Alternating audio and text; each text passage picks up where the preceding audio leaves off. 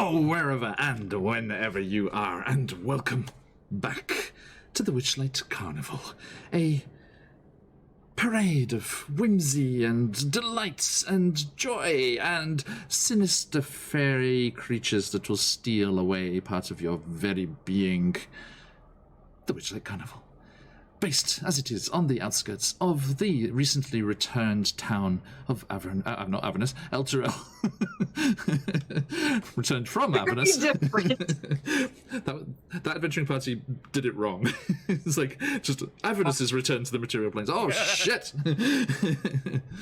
Okay.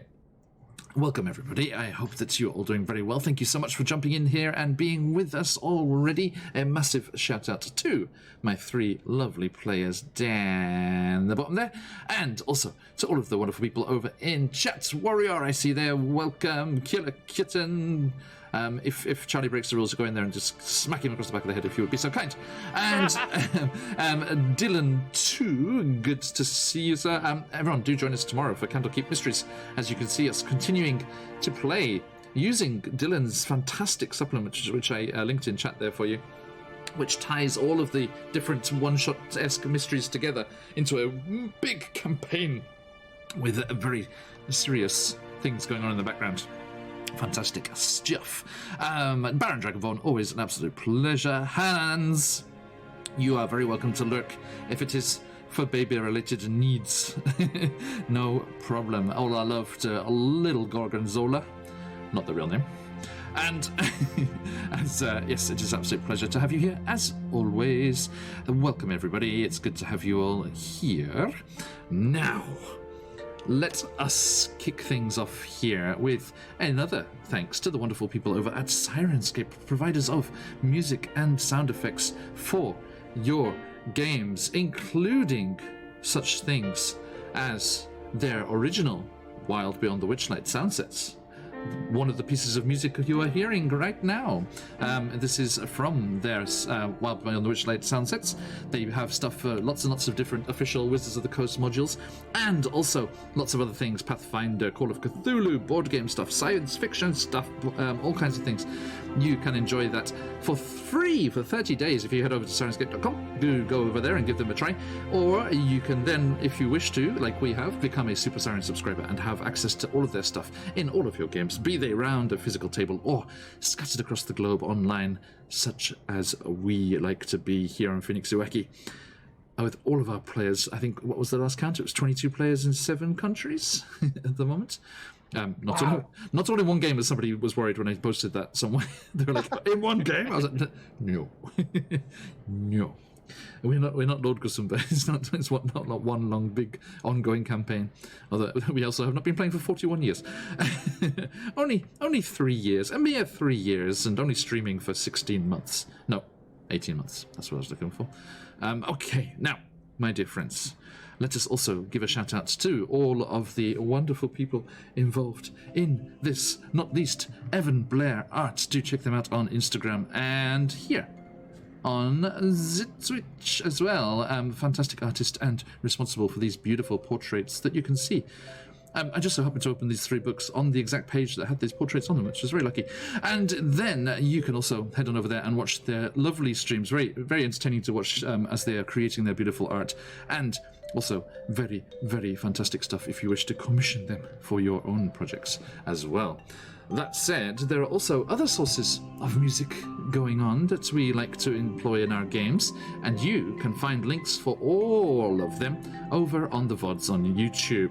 YouTube, which has been seeing a little bit of traffic recently, as our good friend Patch's fantastic introduction for our old Curse of Strahd game blew up suddenly last weekend, and it was like 5 views, 6 views, 4.3 thousand views. Oh. Yeah, it just I don't know what happened. I don't know where it got picked up or something, but it just went nuts over the space of like 4 days, which is really hilarious. But it's nice to have lots of people coming in there, and it's rapidly approaching 100 subscribers on YouTube, which is nice. Which is because, for something that's just an archive of VODs and stuff, is very nice. And over here, over here on the Twitches, we have a rapidly approaching goal of 1,000 followers. I'm very, very excited to get on the way towards that, and it is absolutely delightful to have all of you wonderful people here. Now, that's it. Let's just carry on. Actually, speaking of YouTube and other social platforms, let me link to our Twitter and YouTube over there. Do give us a follow if you want to catch up on anything that you've missed or want to dive into some of the older ones. The problem with everyone finding that Curse of Strahd intro is then they go on to start watching the campaign, which is the first thing we ever streamed, and the first 2 sessions we spent about 40 minutes chatting amongst ourselves and setting up the cameras and kept it in there because I didn't know how to trim videos back in those days. Thank you, Baron Dragonborn. But that's just on YouTube. I mean, it's just the VODs on YouTube. Here we have considerably more on Twitch. All of you lovely people, thank you very much. It is a delight. Speaking of giving us a follow, why not consider doing so if you are not already, so that you can be alerted to all of the things going on. But more importantly, you can get yourself an invite to our followers' Discord, where you can share any projects that you have going on and any arts and things that are going on, and hang out and chat with us about D&D and things that are going on in the general world around us, and have a nice time. It's very chill, and everyone just hangs out and has a good time. Please consider jumping on there. If you give us a follow, I will send you a invite to the Discord in your Twitch whispers when we are offline, and so keep an eye out for that. If it times out, as they are prone to do, just give me a shout and I will send you a new one. And we are always happy to have all of you people kicking around the place. Lots of sneak peeks and previews that coming through on the channel, on the main Discord there. You get to see character art and new introduction videos and things coming before anyone else gets to see them going public, and chat about things going on. One of our Discord members was chatting to me about an ancient Greek sorceress who was considered to be a sorceress. She was just an astronomer, and we had a very interesting conversation, and that person became an NPC in our Jacinta's Tyranny game just the other week. So if there's opportunities to connect and get involved in the games as well. Now, enough of that prattling. Let us jump back in to the carnival here. Last time on our first ever session of Wild Beyond the Witchlight, we are just into session 2 here, so if you're joining us, do not worry, you have not missed much. Well, you've missed something, I'm not going to lie. We do like to have a few interesting moments in all of our sessions here. Our friend over there, Willie Grimm, the human warlock, was at a loss. His patron, cut off, silenced, mysteriously discombobulated, and he was searching for a way to reconnect, searching for a way to enter the Feywild in search of the source of his power, which had not dried up, thankfully. He got word through his researches and discussings with various people of another warlock, another follower of the same Archfey, and travelled to their mysterious cottage surrounded in the forest by giant pumpkins almost bigger than the cottage itself, and fairies flitting here and there. A very difficult glade of the forest to find, unless, some might say, you were fated to do so. The elderly warlock, his adventuring days past him, charged young Willie Grimm here with finding what has happened to, and Willie heard the name for the first time, one Zybilna, the Archfey, who was their patron and the source of their trident-esque markings that they both bore on their skin. One behind the ear for Willie, yes, and above the eye for our friend. Whose name I'm forgetting, sorry, excuse me. Race. Oh, thank you, Beige Ninja. I'm trying to think what environments would a Beige Ninja... Yeah, Madrid Raslov. Yeah, first I got distracted by the new follower. Curses. Beige Ninja, your distraction techniques are second to none. Welcome on in. As I said, keep an eye out for that Discord invite later on. Now, as the Ruslav charged you with going into the Feywild and told you about the Witchlight Carnival, not but 3 days of travel from where you were, and asked you to try and find the Fey Crossing, which is rumoured to be in the carnival somewhere, and find your way into the domain of delight known as Prismia. Sirenscape doesn't think it's so delightful. maybe it's somewhat on the nose. Hey, Beige Ninja, welcome in. It's an absolute pleasure to have you here. Now, as you continued on your journey towards the recently returned Elturel, the road thrumming with traffic, people eager to search for new opportunities for trade with the returned city, rumoured to have gone to the Nine Hells itself, but have been rescued by certain adventurers. Colby, Stephanie, the people of Elturel, thank you. and to Charlie's Gamers, I hope they managed to save it too. Work in progress. And you, as I said, were joined by these various folks. One fellow, which, I mean, we didn't play this out, but one fellow you kind of ran into there and chatted to a little bit, was an elderly hedge. And speaking of beige, with our beige ninja friend over here in chat, kind of sandy-coloured, strange attire for here in the woodlands and grasslands around Elturel and towards the edge of the Sword Coast and Baldur's Gate.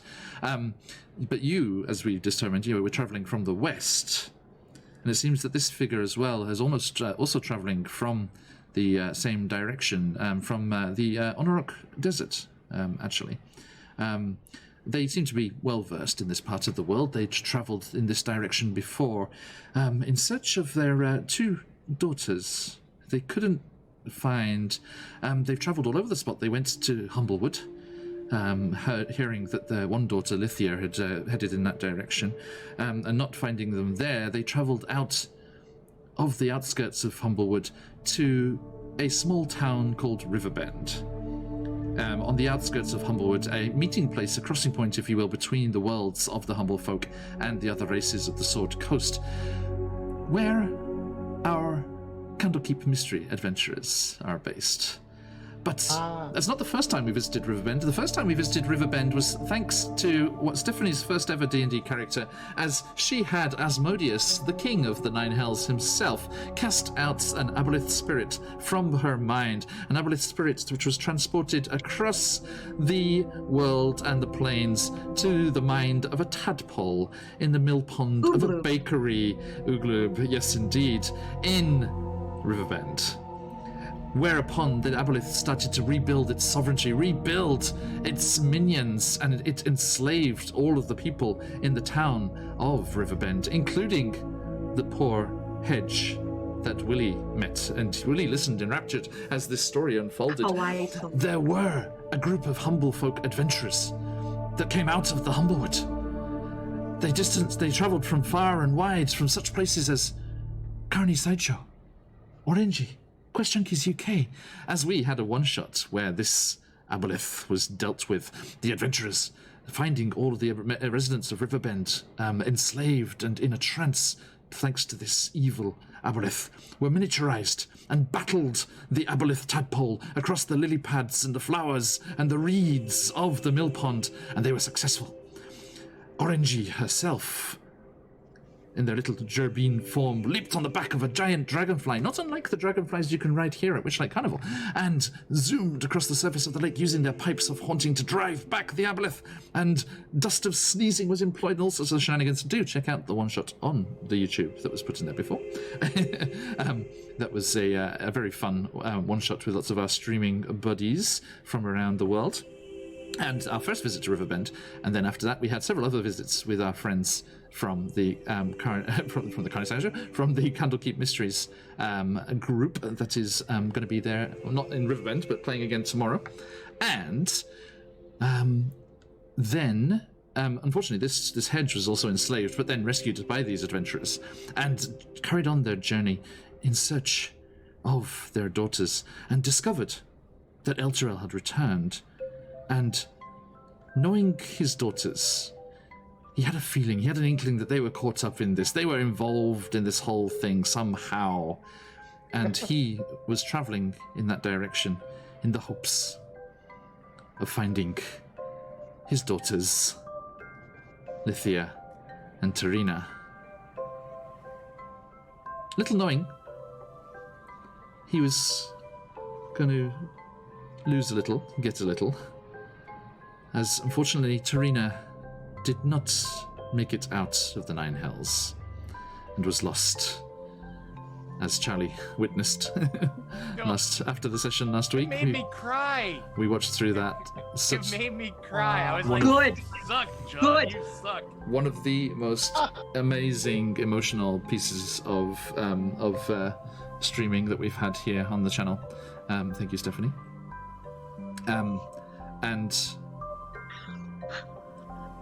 But unfortunately, whilst Tarina is gone, he is going to discover, if he meets up with Lithia here, that he has grandchildren, adopted, though they may be, in memory of Tarina, named Terry and Rena. Terry, a satyr, adopted into this loving family, this loving blacksmith family of Lithia the Hedge, the daughter that this elderly hedge is looking for, and her wife, Persephone, a half-elf blacksmith, originally from Elturel. And Rena, I'm gonna force your hand now, Steph, who is a half-elf. A half-elf. Okay, like her mum. Like Persephone. He's so heartwarming. Okay, sorry. So, yes.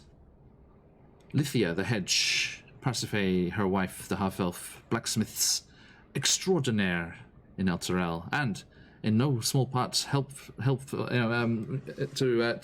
to praise and thank for the return of Elturel to the material plane in their own right, keeping Elturel safe and sound whilst the adventurers sought a way to return it to the material plane, are approaching the carnival, which is where we left them things last time, because the tricky little Terry, their little mischievous satyr boy, has snuck into the carnival without a ticket. Now, never mind, hey? I'm sure they'll find him. He's probably somewhere, eating some tasty treats or enjoying one of the rides. And yeah, they'll catch up with him, no problem. The problem is Willie, having parted ways with this hedge and arrived at the carnival himself, journeyed inside and met up with carnival hand Emin Pastiche, the fairy rogue, who was showing the ropes and giving the guided tour to Daisha Sesti?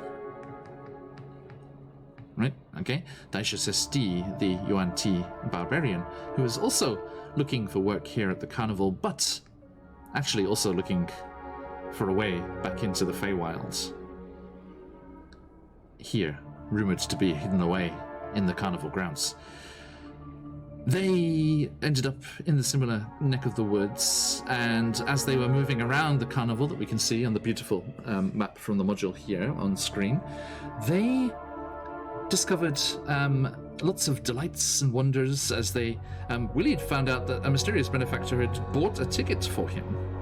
A gnomish planeswalker who was sent here by another figure from Phoenix Yoeki lore to make sure that these fated three were in the right place at the right time to make their actions heard, make their move, and leave their mark on the D&D multiverse. And I've read the module. You might leave one hell of a fucking mark on the D&D multiverse. Anyway, that's further down the line. You moved around the carnival. You were intrigued by the large panther-like, tendril-toting, butterfly-winged, decorated creature that was in charge of the lost property stand. A displacer beast who communicated in Sylvan with Willie about how they should be careful around the carnival because things did go missing from time to time. They themselves had lost their own kitten their own Displacer Beast kitten, one Star. And they had disappeared somewhere in the carnival here. And as they were doing this, one of the boys who had gotten separated from their parents and was here at the Lost and Found ran away from the Displacer Beast, having angered them by playing with one of their kitten's toys. And Emin, realizing the boy did not have a set of wings on, therefore looked like he had snuck in and was without a ticket, realized the danger that he was in and dashed off after them. They all searched, but this little boy was quite tricksy and tricky to find and track down. And unfortunately, they were too late. Emin did find him between a couple of the tents off down the side alley, such as you might call it, in the carnival here. But not before one of the mysterious entities that all carnival hands have been told and warned to stay away from and not interfere with. One of the mysterious entities had waylaid the small boy. A pale-skinned girl with a pig's face mask and a giant lollipop, standing there regarding the boy before skipping off around the corner of the tent and vanishing. And the boy, suddenly very sullen, chastised maybe, regretting his actions? No. The ability to smile had been taken from this child, and Emin returned him to the Displacer Beast at the Lost and Found, before urging the others to carry on their way and enjoy the carnival as best they can, as Willie has been doing an exemplary example of helping people, charming people with little magic tricks, and generally raising the mood of the carnival. Actually, I should do something. I just reminded myself. As we have a... Here, we bring you over here. We have a happiness scale for the carnival in general, and it was quite high up towards the maximum happiness side, which is quite a scary face. Mr. Light's face over there. But unfortunately, that boy losing his ability to smile is going to set you back one. I'm afraid. Reasonably so. Now, Kids. let us come back over here to where you were enjoying the various sights and sounds, and let's zoom in a bit on this gorgeous map. So there is the lost property that you had visited, and then you made your way around this bend here, observing the huge treant and their little squirrel friend giving out candies and boons to the people. Charlie got... Charlie. Willie! Sorry, it's like Charlie and the Chocolate Factory vibes. Sorry. Willie managed to catch one of these sycamore seeds as it came spinning down and got themselves a whole gold piece to keep for their very own. They bypassed the dragonfly rides as they came buzzing and whirring overhead and made their way round towards the feasting orchard, where they enjoyed some fried bread, aka donuts, and they made themselves comfortable, and then they heard about a fantastic eating contest, which Daisha and Willie jumped into against some humble folk and a dwarf, and Daisha was the winner and got herself a magical cupcake, which, if consumed, was a potion of invisibility, I believe. Yeah. Right? Yes. Yes. Did you put that on your sheet, Steph? I have it in my notes, but it's not on my sheet. But I'll write it right now. No, is it? If you just add a potion of invisibility in D&D Beyond, everyone, D&D Beyond, not a sponsor, but a fabulous way to keep track of everything that's going on, because there's a whole lot. There's a whole lot. Okay, yes, very apt emotes there, Lord Kosh. So you had finished up there and exited back out onto the thoroughfare. The carousel directly in front of you with its unicorns dancing round and round, and other delights tinkling and magically beckoning to you from around, across the breadth and width of the carnival.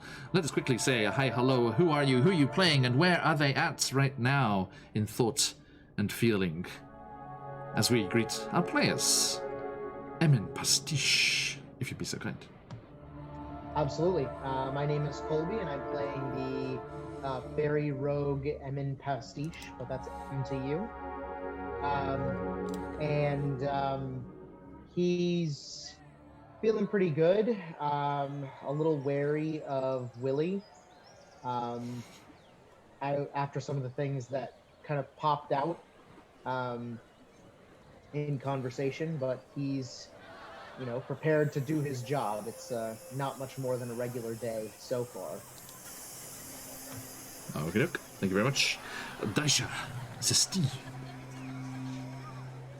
Daisha is all aglow from winning the eating competition and is eager for them to be off shift so she can ask Emin her questions. And and she's a Yanti barbarian. Indeed. And as the music, the Calliope kicks in across the air of the festival and the carnival here, Willie Grimm. Guten Tag, I am Willie Grimm. I am what you would call a human warlock, but I consider myself a researcher and investigator of the Segi, the Fae, the Pixies, the little people. And I am absolutely fascinated by Emin Pastiche. Indeed, yes, their beetle-like wings whirring and buzzing them around the place. Thank you very much. So, my friends, the carnival is yours as that little elf and her albino lizard friend, gnome, and her albino lizard friend watch you leave the feasting orchard and smile to themselves, happy that they have done a good job and got you in the right place at the right time.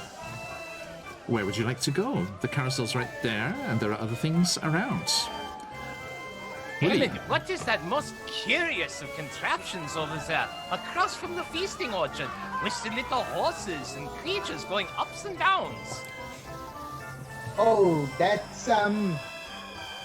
Wait, are you serious? Yeah, what is it? It looks like one of the toys my papa would make. That's a carousel! And I'm gonna go run over to it.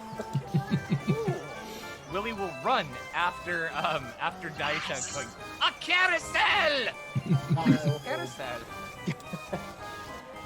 Okay. Yes. Yeah. Slow down, guys. Hold on. As he runs, Willie will, of course, continue daubing the vomitus from around his lips from the pie eating contest. Unfortunately, yes, they did. They were subject to the dreaded custard damage. Is there a line in front of the carousel? No, it's the strangest thing. It must be some part of the magic of the carnival, but nobody is subjected to the boredom and annoyance of having to queue for anything. Nice. What magic? I know, right? A magic I wish they had at Disneyland. Magic Kingdom, my ass. I was thinking the same. Sorry, no disrespect to a former cast member. I have also been a guest, and I understand the woes, so... You've also been a guest with my students, which is That's even right. worse. Oh, that's right. Yeah. Well, we missed out. I'm gonna run up and... Charlie, you don't really know Stephanie until you have linked arms and skipped towards the entrance of Disneyland, singing. What were we singing? I can't remember. I think it was it Jungle Book or? I think it was Jungle Book. Yeah. It was a pawpaw or a prickly pear, and you pick a wrong paw. Well, next time beware. This is something that is going to plague me for the rest of my existence. Uh-oh. We do a treasure hunt with my junior high school students when we take them all to Disneyland. We do this like challenges throughout the park. One of which is to dance, or with cast members or characters in the park. and me and some of the high school students discovered King Louis and some of his monkeys, and so I started belting out "I'm King of the Swingers" at the top of my voice. Immediately, King Louis and the monkeys came running over and were dancing with us, and as we sang it, and like all the Japanese people were like, "Is this like part of the show?" It's like, what's going on? And then Ugly is so big. and then as we wrapped up there, we had a fast pass and we were rushing to catch the end of the window of the fast pass, and King Louis and the monkeys were beckoning us to go with them somewhere, and we couldn't go, and I will never know what they wanted us to do. John, no! I know. Oh my gosh! It's gonna plague me The forever. magic could have been so real. You were probably gonna get something really special too. Especially being a foreigner over there. Oh my goodness. Thank you, Mama. Chat, Not to chat, rub it chat. in, sorry. It was gonna be awful. They were gonna be like, look, this is our bathroom. It would have been really boring. So I run up and I am like, can we just get on? Yeah, sorry, I'm just, we've got to, sorry, the music was a bit loud there, so hopefully that's Okay. fixed. Yeah, everyone, give us a shout. Give us a shout in chat if there's any issues there. We do not hear it the same as you, unfortunately. Maybe if I... Yeah, I mean, you can see that there's nobody waiting. We just get on. Indeed, Mama. So yes, you head on over there to the carousel, and as you approach, you see this procession of wooden unicorns standing motionless at the moment on the circular wooden platform. Fairgoers clamber onto the unicorns' backs, and a female centaur sets the ride in motion. Now, Emin, I won't spoil it for the other two, but you know that they're not a centaur, but that's something else. Anyway, the unicorns, once the ride is set in motion, shake their manes and creak to life, cantering around the carousel to the delight of their riders. Yes, it's wunderbar. Now, Willie, you should keep pretending you don't know things so I can ride rides my entire shift. This is easy, Daisha. I know nothing of the carnival. This is the most Exactly what I'm fabulous. talking about! This is the happiest place on Toril. Nice. Thanks, Ingas. Okay, so you're gonna head over to the centaur. There is a ride in progress at the moment, so you have to wait a brief moment. If it's in motion, I mean, right? You can forgive me that, right? Now. The carousel there's never a line at the carousel at Disney, to be fair, so I don't know that I believe you yet that this place is better. We'll It's see. in motion. It's in motion. Health and safety, even in the Feywild. Come on. True. Emin, and everyone, I apologize.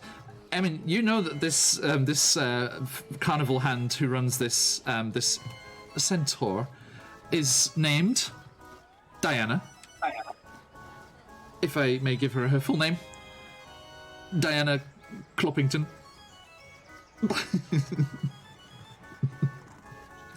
Oh goodness. Not my choice. So yes, It could have been your choice, though, John. You did make a choice. You chose to keep it. that's true. Diana Cloppington. Her arms Lovely. folded across, waiting for the ride to play out. Let me find her for you. There will be a nice picture of her, I'm sure. Handouts. Diana.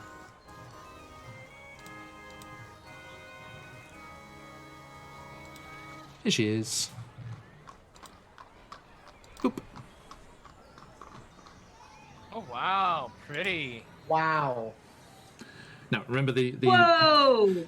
butterfly wings are not real. Can you paint Yeah. with all the colors of the wind? She looks distressed in this picture. I Yeah. was going to say she looks as though she is cold. So she is there at the edge of the things, and she sees you, and she's like, "Oh, hi, Emin. Hi, How you doing, doll?" I'm doing all right, Annie. How about yourself? You know, just coping with my predicament. Now, Coping. I mean, you have heard this tale before. You've spent a lot of time here in the carnival and spoken with the various people here. But yes, as Daisha and Willie have very astutely seen already, she greets patrons with good humour, but there is a sadness behind her eyes. And if Willie, would you be like, are you a centaur? Yeah. Absolutely. Firstly, a pleasure to make your acquaintance, Diana. And I would ask your permission to sketch you and put you into my journal. However, why would you want to do that? Oh, I like to catalog new and interesting things that I come across in my travels. Hey, word of advice for you, hon. Yeah. People ain't too fond of being catalogued. I like to make notes of things that delight me. Better. But you said predicament. What, may I inquire? Well, have a look for yourself. What do you think I am? I think you are one of the fabled race of centaurs. I knew it. I knew you were going to say that. No, I am not a centaur. I am what's known as a human that made a bad deal. Oh, I don't understand. My friend, welcome to the carnival, but let me give you some advice to take home with you. This one's for free. Do not deal with a hag. Do not deal with the hag. I am going to put that into my journal. Thank you very much, Diana. Oh, you better lock that advice in a safe. Evil witches, awful, terrible ladies. I lost my beloved horse, and I sought the aid of a friendly old lady. Oh, And she promised, as part of our bargain, to reunite me with my missing horse. And she fucking reunited me. Yeah. Yeah. Oh, this I'm is sorry. not I'm sorry. good. Look, please enjoy your time in the Witchlight Carnival. I'm sorry. This is not for me to put on you. No, quite understandable. Of course, the hag is not a member of the troop, assuredly. She's not here now. Oh, I am very, very sorry for your misfortune, Diana. Truly. Oh, the music has stopped. May I get onto the carousel now? Yeah. And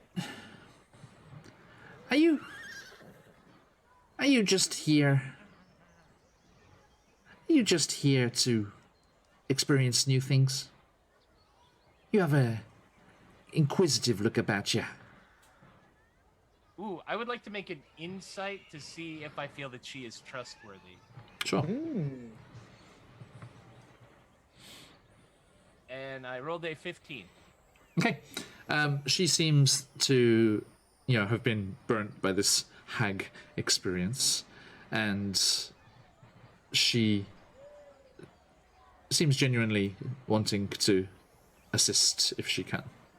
Oh, okay, perfect, thank you. Thank you, Diana. In actuality, in addition to enjoying the wonders and delights and sights of this most amazing place, I am searching for something in particular that I was tasked with by, let's call him a mentor. He told me to look for a gate, perhaps, or a way to places beyond.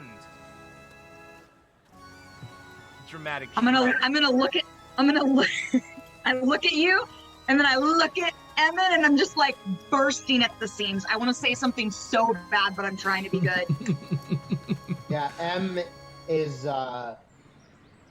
he's not doing a very good job of he's kind of side-eyeing Willie like man. No way. No way. No way. Okay. A date to where? Emin, are the cupcakes bothering you? You look distressed. She looks past you, Willie, and she's like, "Hey, dolls! Good news for everyone! You get another go round for free. You don't have to punch your ticket. Yay!" And she sets to the right off again, and kind of pulls you to the side. Look. Yes, that's right. There is a Fey crossing here. You heard right. Indeed, this is very interesting. Stroke. Where is it? I don't know. I didn't use it. The hag I met was on this side of things. But this whole carnival is connected to Prismere. You know that, Emin? Yeah. Emin, you know me?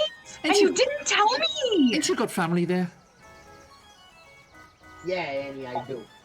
Time and place, Di. Come on. I'm about to quit my job. Willie is going to go to great pains to conceal his excitement at the news. This is interesting, Fraulein. You don't perhaps know where it is, do you? Hey, I'll have you know I've got a very robust constitution. Nothing frail about me. What? Yeah. You having fun at my expense, Emin? No. It's a language thing. It was funny. Well, you just watch who you're going around. She points a hoof at you, even though she has hands. You watch who you go crawling weak around these parts. There's nothing tougher than a carnival hand. Now that is true. She hoof bumps you. Fist bumps. Arms remain crossed, but her hooves are like gesturing. Interesting. It's great. She can be stroppy with Willie and fist bump with Emin at the same time. So, Daisha is just like, so why are you trying to be quiet for the benefit of Emin, but she's like, I don't give a shit. So Willie, why are you looking for such a passage? I have lines of inquiry which are rather important to myself and to my mentor here that unfortunately, well maybe not unfortunately, require looking in Prismia. It has been determined that is probably the most advantageous place for me to start. And I was informed that this might be the place to begin my travels. This is perfect because you have fresh eyes. So I bet you can see things that I wouldn't even see because I see everything as it is. But you see everything as brand new. Nine. These are called glasses. The glasses, they help me to see. Oh, you mean a fresh perspective? Yeah. Also, I must confess, everything is so amazing here. I am a bit flabbergasted. Yeah, everyone, just stay on the ride. Stay on the ride.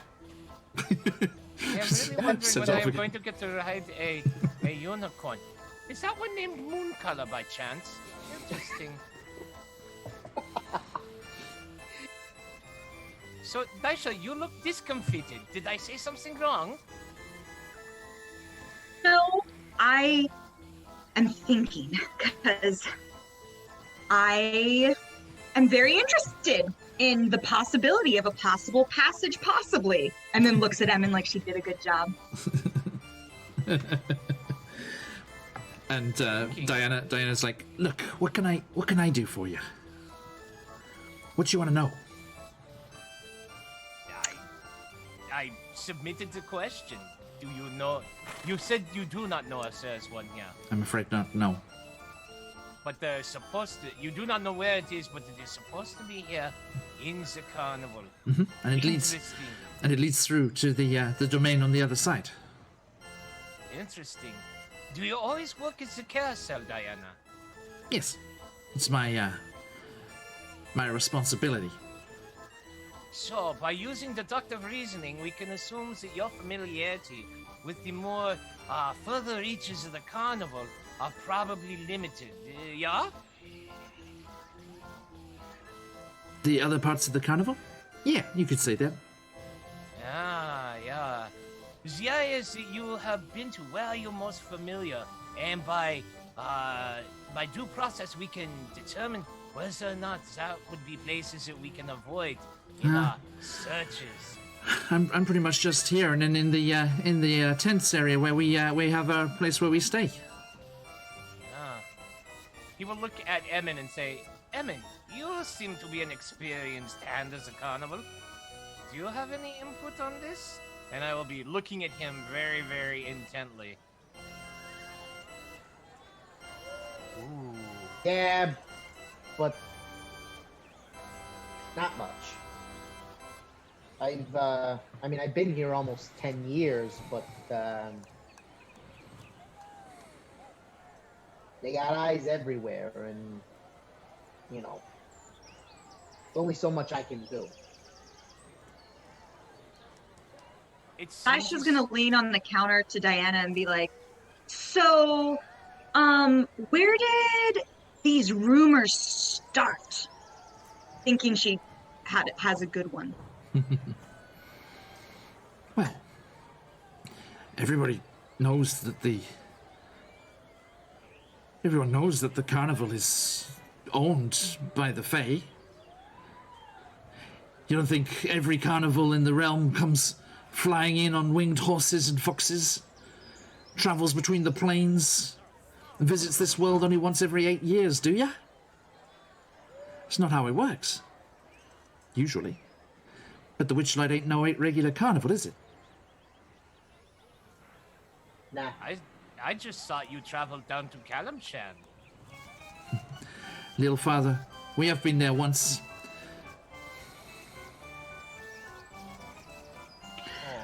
It was a nice place, but I didn't like the itty-bitty living spaces.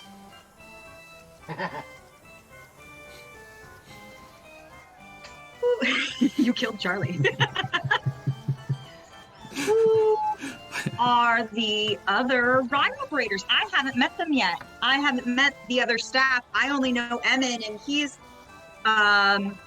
boring. Tell me about the other ride operators. Well, you're welcome to, travel around the park and, have a chat with them as well. But, it's weird, everyone knows that this place is run, owned by one of the Arch-Fae-like, but I don't know, recently it's been like she's not...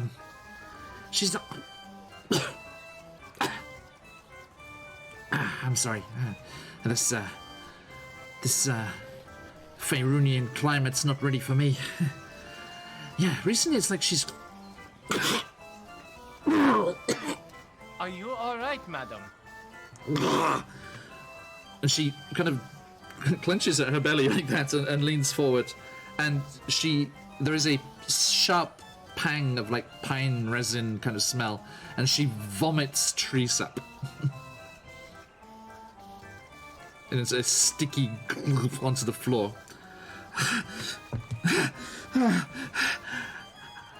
Okay. I'm afraid I may be unable to discuss certain things on the parts of my bargain with the hag. Not wanting any guests to see this, Emin is gonna immediately start cleaning it up. I will use the prestidigita, the spell. The spell. Clean it up for Emin. Thank you. I'm so looking forward to that being a thing throughout the whole campaign. Don't worry. Well, good callback. Okay. So yeah, you dissipate that and prestidigitate it away. So, Emin, is this something that happens to all of the workers if they try to discuss this particular matter, or Diana, is it just you and you have a certain seal with your Yeah, I bargain think- and your words. I think, well, as far as I know, I'm the only one stuck here with a bargain, shall we say.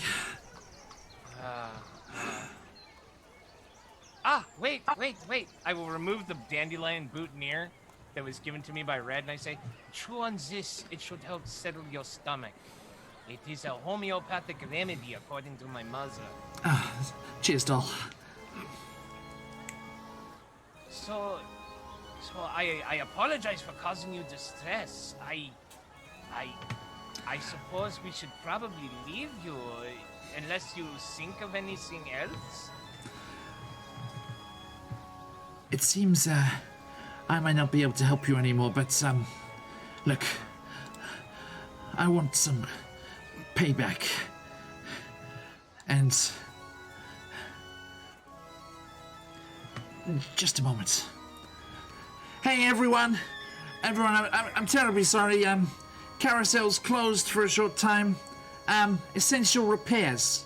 Everyone, off the unicorns, if you'd be so kind. Yeah, I'm sorry. Do come back later. Let me mark your ticket there. That's good for one more ride. Don't worry. And because everyone's getting their things punched when they ride. If you remember when you came in, the goblin on the gate told you there were eight uses of the ticket within the grounds of the carnival.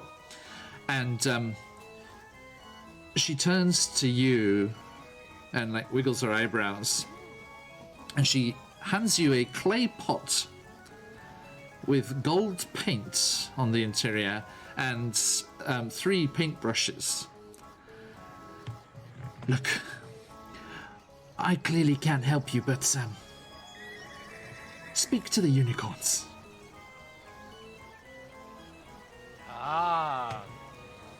And she nods in the direction of the carousel. Thank you. I suppose we will figure out what to do with these once we are on the carousel. She nods. I am quite excited to try the ride. What do you say, Daisha? Let's go! Now, the unicorns on the right here are in 4 pairs. There are 8 of them in total. And they are spaced around the edge of the carousel. And each pair of unicorns has a name tag on its bridle. Yes. Now, some of the names are legible, whilst other name tags are worn and indecipherable, in need of a lick of paint, shall we say. Do not lick the carousel, please. Oh. That's why Diana threw up. Something barbarians. Okay, so which, there's the first pair that's directly in front of you, and then arrayed around the carousel behind them. Which would you like to do some maintenance on? I suppose Willie will do a quick circuit around the circumference of the carousel and look for whichever pair is in most need, most dilapidated, most faded. It's interesting. Of all the pairs, one of the names is readable and the other is not. Although there are a couple of letters legible on each one. Oh, okay. Then one is as good as the next if there aren't any other clues on the... So you just go to the first one? Mm-hmm. Okay. The first 2 unicorns, you see that one of them, on the inside of the carousel, on the inner track, if you will, is named Fortune. And the other one on the outside, their name clearly begins with a B, but you can't make out the rest. And a B. Mm-hmm. I wonder, Daisha, do you have the knowing of literacy? Are you able to read? Yeah. Not everyone is. I apologize. First I call you Snake Woman. Now I assume you are illiterate. I am just not scoring the points with you. I am so very, very apologetic. Would you check and see what the names are on the other two unicorns just over there? Please. Absolutely. And she runs over and very excitedly, like, reads the nameplate on the unicorn. What color mane does this unicorn have, John? This information is essential. One of them is Candy Floss pink, and the other is mint green. I immediately go to the mint green one Okay. and try to read it. So this is the second pair round, yeah? Yes. Okay. One of them, the one that you can read, their name is Pride.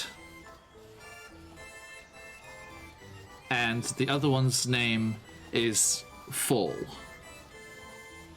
The one on the inside... F-A-L-L? Yes, F-A-L-L.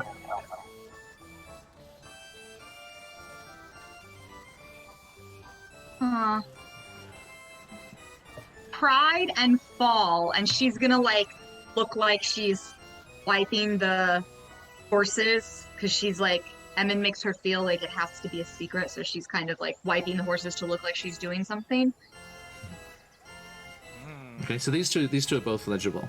The inner one says Pride, the outer one says Fall. Willie will move to the other two on the other side. Okay. Opposite, and read those. Yep. The inner one says Stone, and the outer one is damaged, but it starts with an M and ends with an S.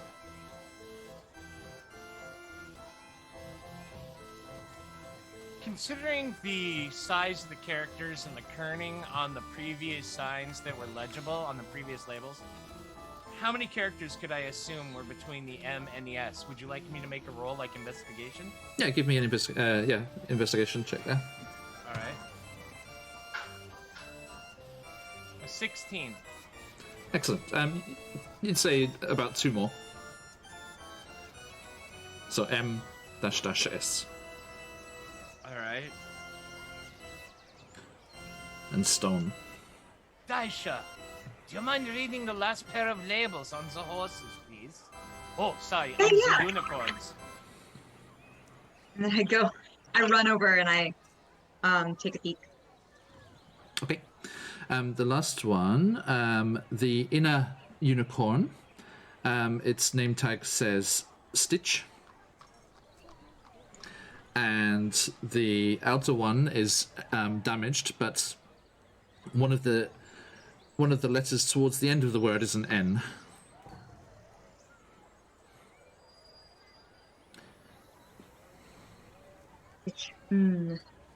So B, illegible fortune, pride and fall, M dash dash S and stone, illegible M and stitch. N. Oh, N. N, yeah. As in no. N.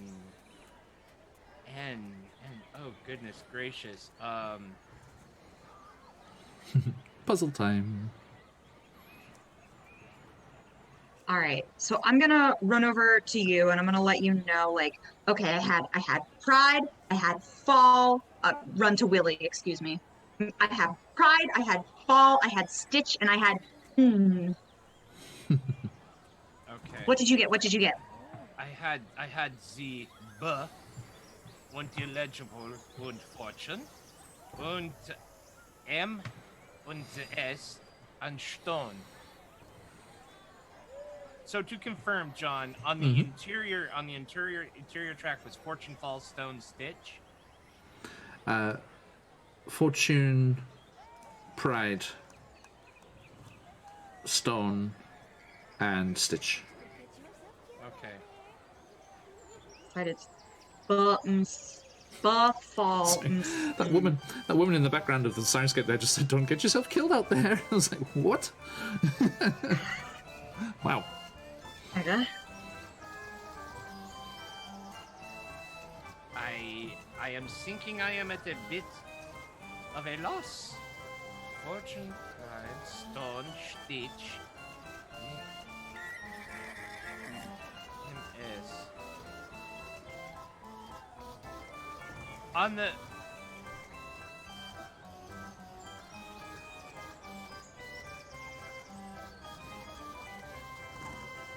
fall was so Yep. was mint green and pride was pink candy floss. I didn't say which is which color-wise. Oh, okay. Does it look like it matters? No. No. Okay. Does it look like I'm overcomplicating it? Of course. I was going to say, if that was the right question for me to ask, I'm going to be very proud of myself. Because there's no predicting that. That was just strictly for my own curiosity. Oh, okay. Stone. Emin, help us wipe these horses. As I talk to... Yeah. As you're looking, walking around, looking at the various unicorns. Yeah. The pointy horses. You do notice that they're slightly staggered on their turning points here, and you know, Pride, of the two that you see the names for, Pride and Full, Pride is before the Full. So so is it FALL or Yes. FU? Okay, Well, Prideful. So I'm sorry. prideful. I know some maybe? people don't like puzzles, but there's no need to be rude about it. No. Okay. Aha! Pride goes before the fall. So this one here, I'm going to paint in O and Now- S. Willie, as you're standing there looking at the two with their names completing, you're like, Pride goes before the Fall. You... Hang on, let's have a look here. Excuse me.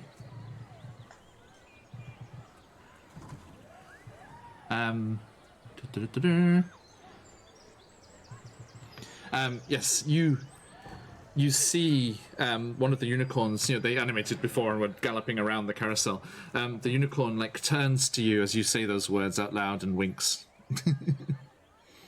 You talk. Excellent. So It just winks, but this is such. Swings. Moss before moss on a stone. Pride goes before the fall. And fortune. Yes. I'm gonna walk up to the bee. Emin, yes, you have something to say. Could it be bold? I was thinking this. Hello, Mr. Unicorn. Is your name Bold? You have a pot of paint. Yeah, I'll paint in the OLD. Okay. And As you so As you finish painting the word bold on the name tag of the damaged unicorn, both Fortune and Bold flash with a mystical light as the letters glow, much like our beautiful intro from patch of QuestJunkiesUK. And you hear a voice in your mind.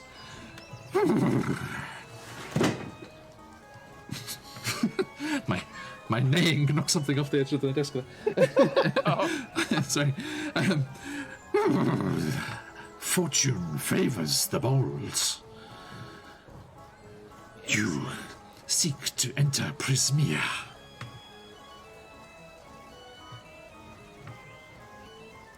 indeed, yeah, indeed I do. Do you seek Sibilna? I do. Sibilna of Prismia is frozen in time. And then the letters go normal. And you hear nothing else.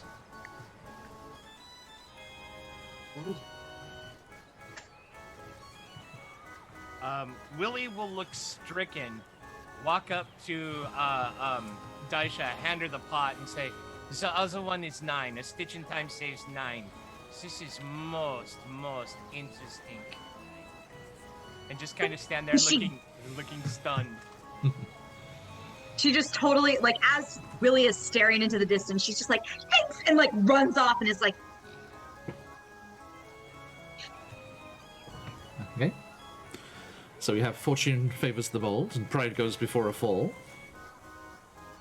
Moss doesn't gather on a rolling stone.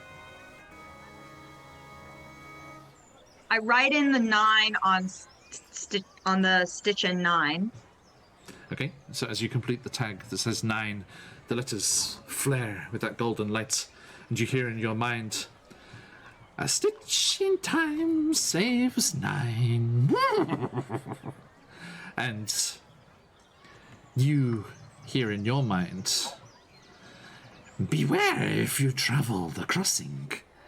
3 hags have seized control of Zybilna's domain and split it amongst themselves. Together, these hags are the Hourglass Coven."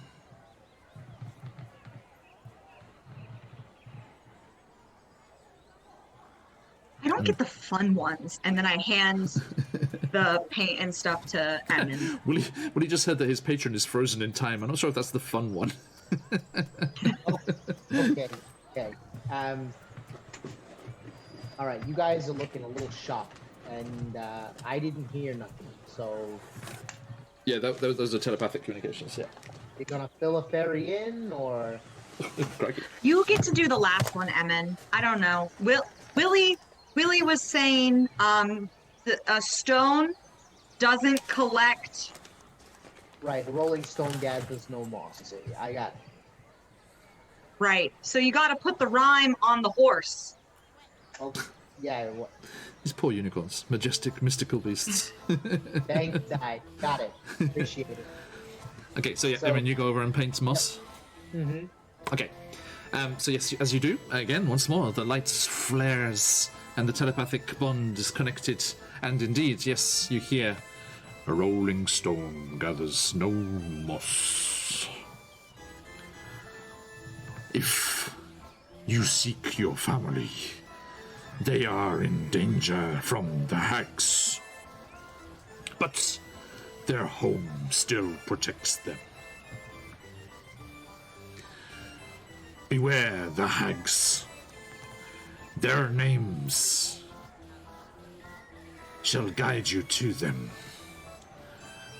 Bavlorna Blightstraw, Scabatha Nightshade, and Endelyn Moongrave. Prismeer is shattered into 3 realms, claimed by each one of the hags. The realms are named Hither, Thither, and Yon.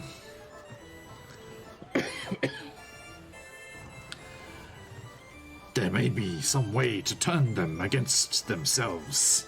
They are so riddled with distrust of each other. They are convinced each of them is plotting against the other. Excuse me. And the letters go dull. Oh. Okay. Oh, okay. Wow. Were there only 3 pairs, or was it 4? There were 4 pairs, but one of them wasn't damaged. Got it. Oh, right. And Emin is gonna turn around to face Daisha and Willie and fly up to them. What? Did you guys hear that? No, that one was yours. What do you? So you guys got one too? What? Okay. Wait, Diana Cloppington's like, "Oh, thank you, Hans. You got it all fixed up. Oh, they look swell. Now you really should be on your way. We've got some folks here waiting to have their go on the carousel." Yeah. Sorry, we're no better than Disney. Annie's right. Here's that paint. I'll fill you in later. As we step down from the carousel and thread our way through the crowd to the entrance of the queue area, Willie will casually throw out some prestidigitations, almost absent-mindedly, of like multicolored fireflies and little rainbow miniature fireworks around people, just like. Yeah.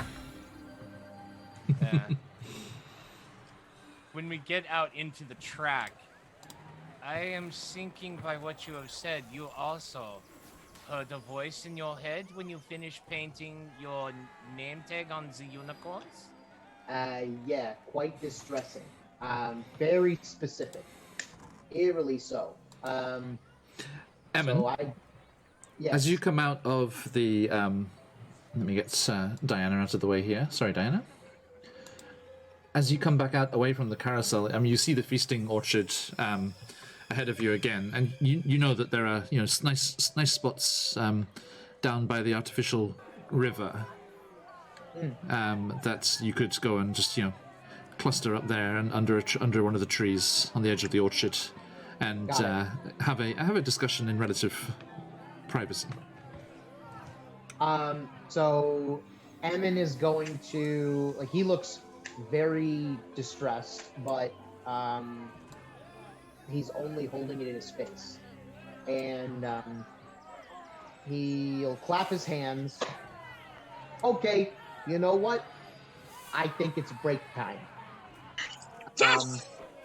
We're gonna go sit back in the feasting orchard. I got a spot. Just follow me. Mm-hmm.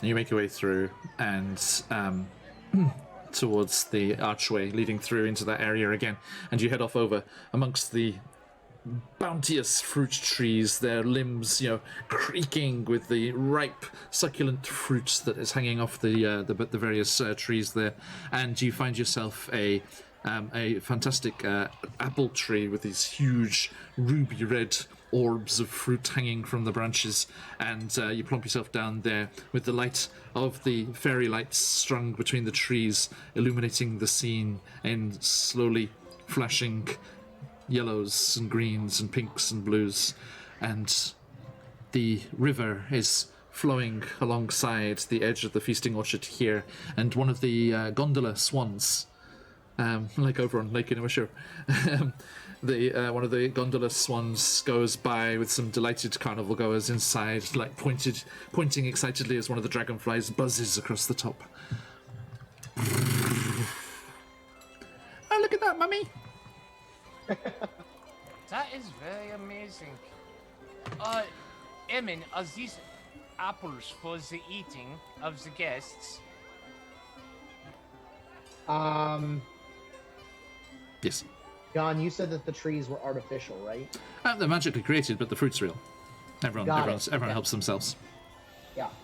And, kind of absent-mindedly, Emin is already flying up to the tree to grab one.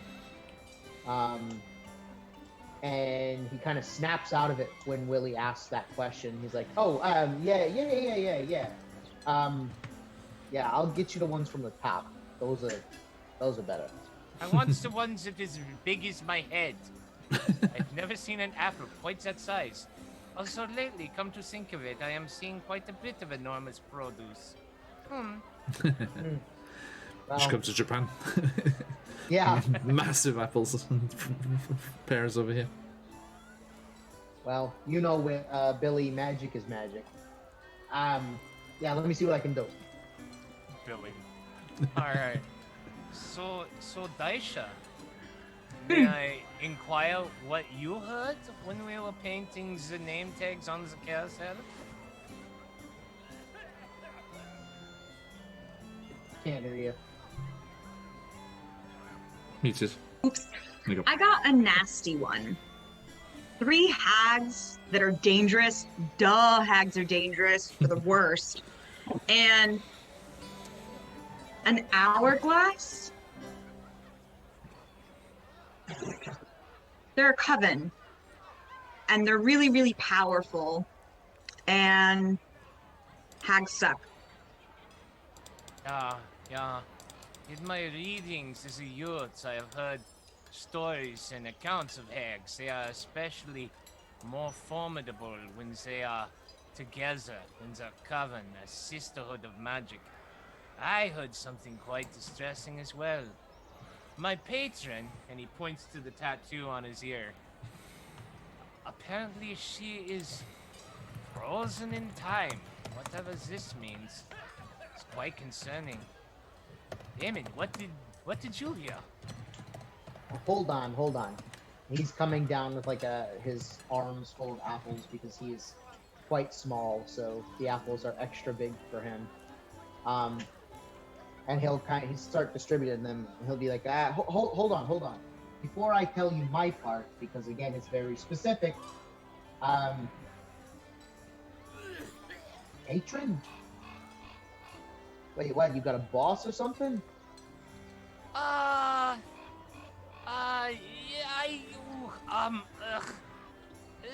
best way to, I do favors for, being what has given me the ability to cast my spells that aid me in my investigations and my researches. And, Oh, that's what my family does. Favors. Yeah. Okay. They got a name? Anybody I know?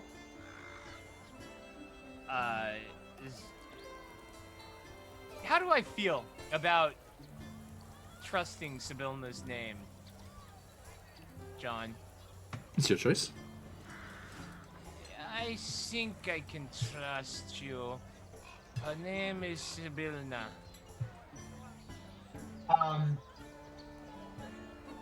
And like, so as Emmon hears him say that, he's going to stop chewing the apple that he was eating.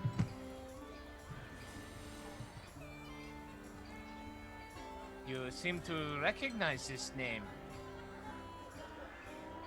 Yeah.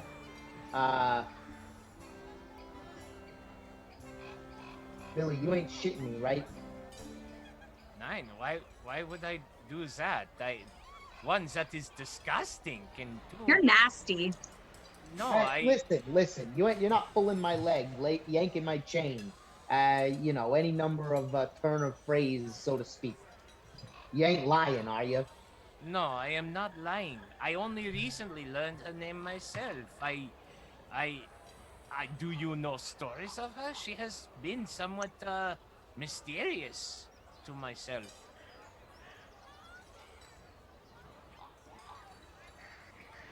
Yeah, I would say so. She's tied pretty closely to the carnival here.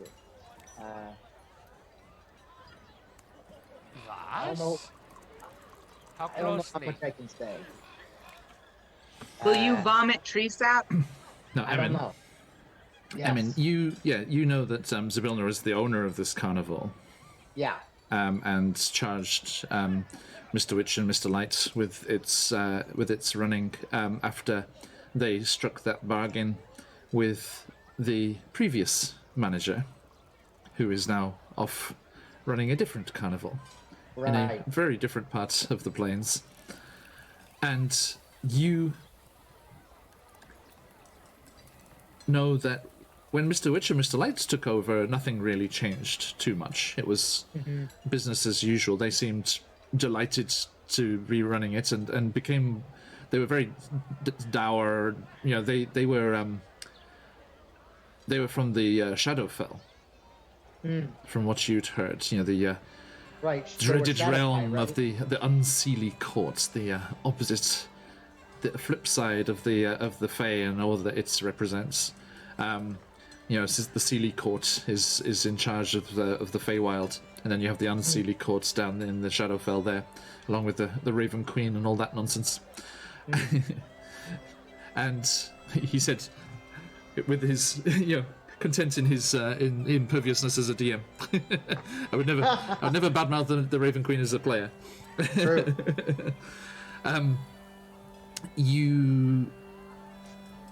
Yes, you know that Mr. Witch and Mr. Light are Shadowkai.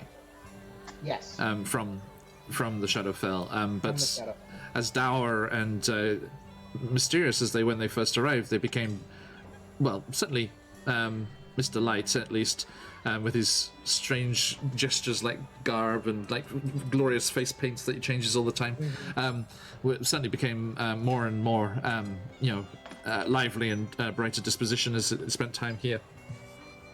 Mr. Witch is always fairly serious and things, but Yeah. he's the one concerned with the timing and the general running of the operations here, and it is he who's in charge of triggering the main events. And you, actually, speaking of said main events, you know that as time is ticking on here, whilst you're spending things, the hour is approaching, the midnight hour, if you will, when the big top extravaganza will kick off in not too long. But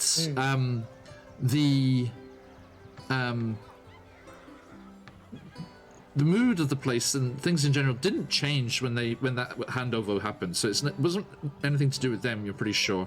But Right. at some point later on, after they had taken control of the carnival, something changed. Like, business as usual went on, but there was some disconnect. There was some problem that you couldn't quite put your finger on. If, in the words of the great Al Pacino, the builder's absentee landlord. That was a very good American accent. Snaps for John. I'm practicing for tonight. Everyone, join us for Deadlands later. I try and do my snake oil salesman.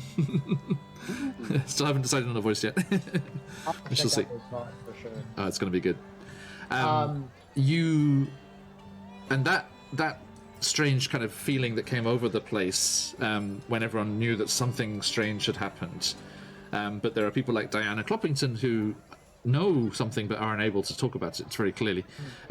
You remember a time in the past when you tried to overcome her being unable to talk about it, and see if she could write things down instead. And her hands, the human part of her hands just erupted in like mushrooms and growths that very painful. She was unable to write anything down. And you know that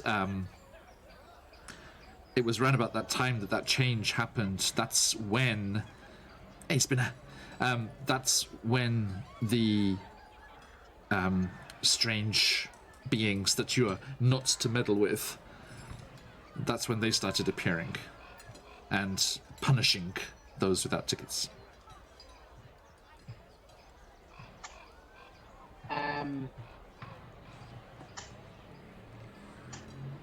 Okay, Billy.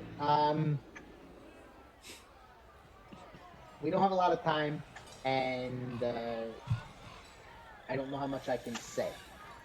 But I think, Emin, considering the fact... Oh wait, you haven't told me. Never mind, go ahead. nope. I don't know this. Go ahead. Let me see if I can put it in a more Diplomatic. creative way. Oh, okay. Okay. You know how bees work? Making some Bees? honey and flying from flower to flower? Yeah. Yeah, that's more like the day-to-day goings on, but I've heard it's a Okay. glorious thing to be. there is there's a hierarchy, right? You have a queen, you got attendants, you got workers, you got Oh, yeah, the hive structure. I am familiar. yeah. So she's kind of at the top. She is the queen. It makes sense, I think. I mean, you kind of wince at that, knowing that Titania would be very pissed off if any of the Archfey went around calling themselves the Queen. Right.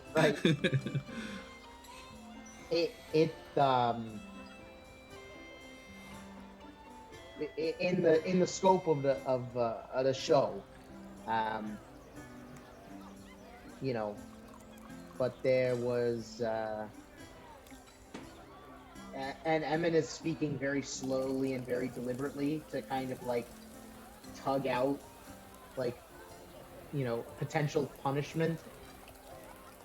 He's kind of testing the waters, as it were. Mhm. He's,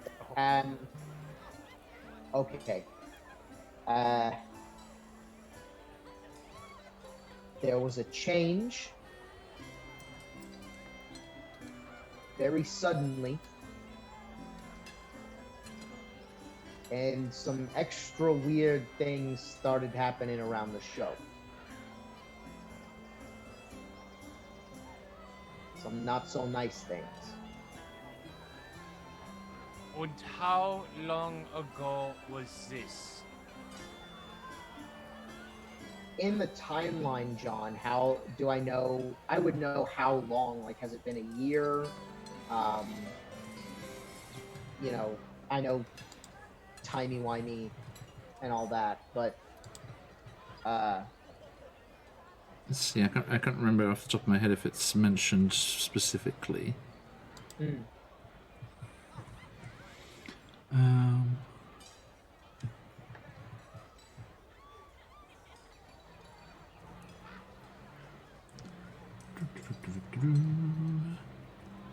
Yeah, it doesn't say.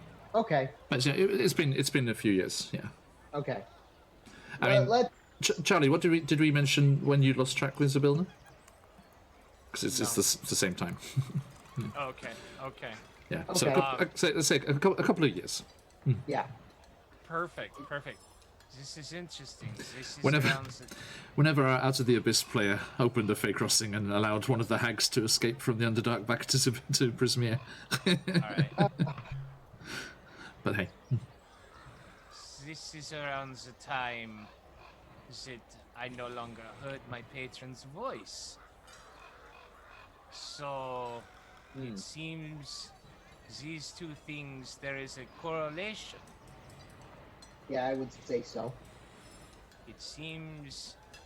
Well, let me ask you this. Have things changed for the better or noticeably for the worse?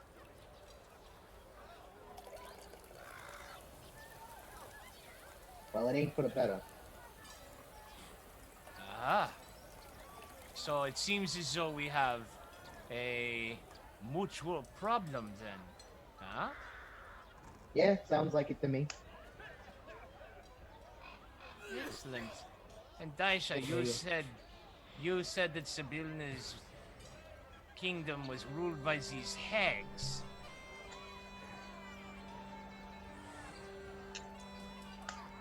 Ruled? Yeah, the pony said, Unicorn. sorry.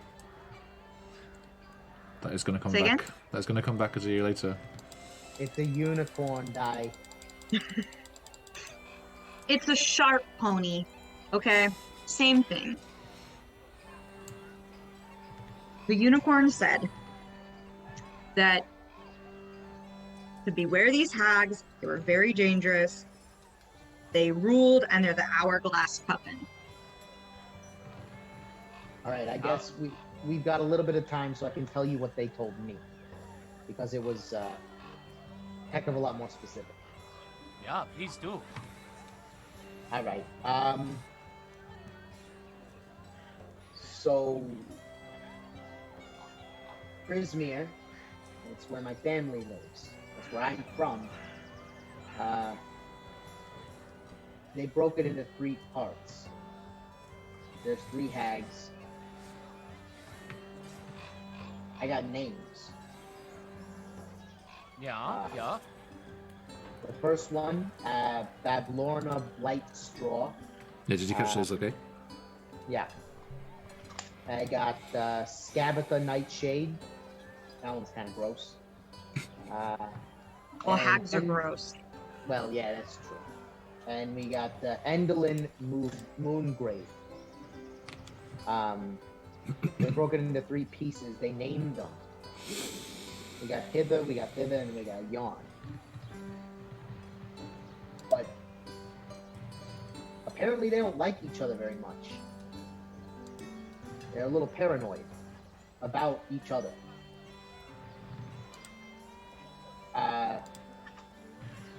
And the unicorn told me that their names shall guide you to them. So I gotta do a little thinking on that one. Man, I am thinking. hither, thither, and yon. Hmm. The names of the hags, if you think about it, don't really make sense. Bavlorna Blightstraw, Scabbata Nightshade, Endelin Moongrave, unless we are finding a cemetery in moonlight. But hither, thither, and yon, these are directions. Hither is to or toward a place. Yon is over there in that direction.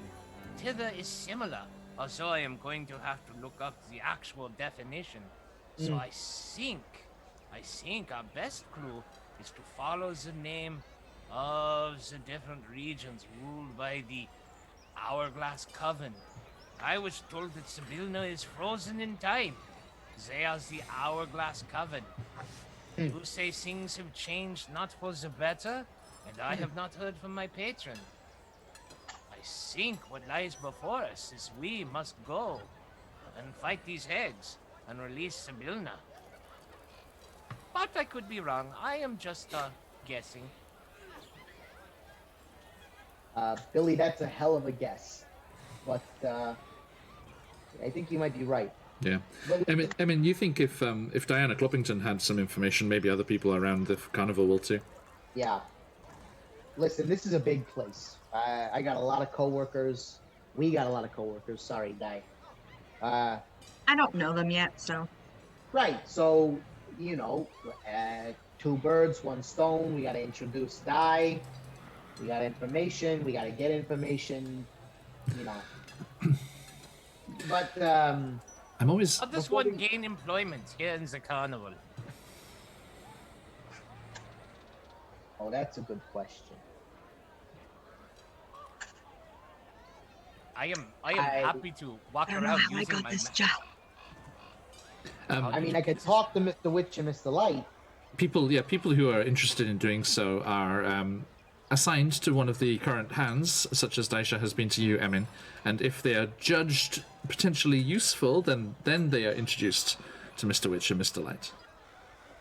So, Yeah. Daisha, I you mean, have I not could- met them, Yes. Not yet. although you would have seen them in all of their glory. Then, by what I am hearing, perhaps you let me follow you as we make a tour of the grounds. And if it's the end of the evening you feel I have been of use, you could introduce me. And since that way I have a reason to tag along without being an annoyance and you aren't accused of spending your entire time with one guest of the carnival. Yeah? That's very insightful of you. And like I like to imagine that as like a long-term employee of the carnival, and then has like a little kind of like a pocket watch thing that shows like the mood of the carnival or something. If not, then Yeah, that's a very specific magic item that Mr. Light has. I see. So, Okay. so okay. yeah, I'll say no, sorry, but you Yeah, can that's read the fair. room pretty well Yeah. by experience. I've been here a long time. They do trust my opinion, and I gotta say, you've been good to the place. So I don't see why not. Then, if I get too much pushback, hey, it was a VIP experience. You know what I mean? But listen, it's almost time for the big show.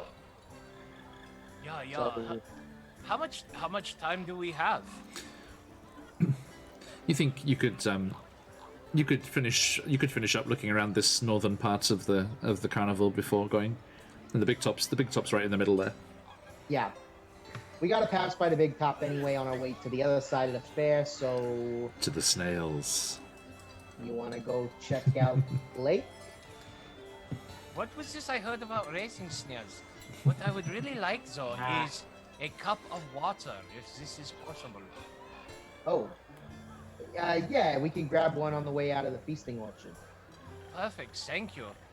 Upon receiving the cup of water, Willie will pull out this small, little tea-ball out of his waistcoat and use prestidigitation to warm the water and brew tea as they're walking along and just bobbing it. And you will find that he's unusually silent and kind of reflective as you are walking along, pointing things out.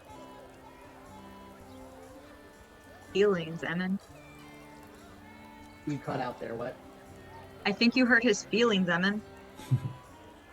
Nah, I've been around long enough. That guy's thinking. Yeah, I am thinking, Daisha. I don't have feelings to hurt. I am from the Deerlands, please. Ah,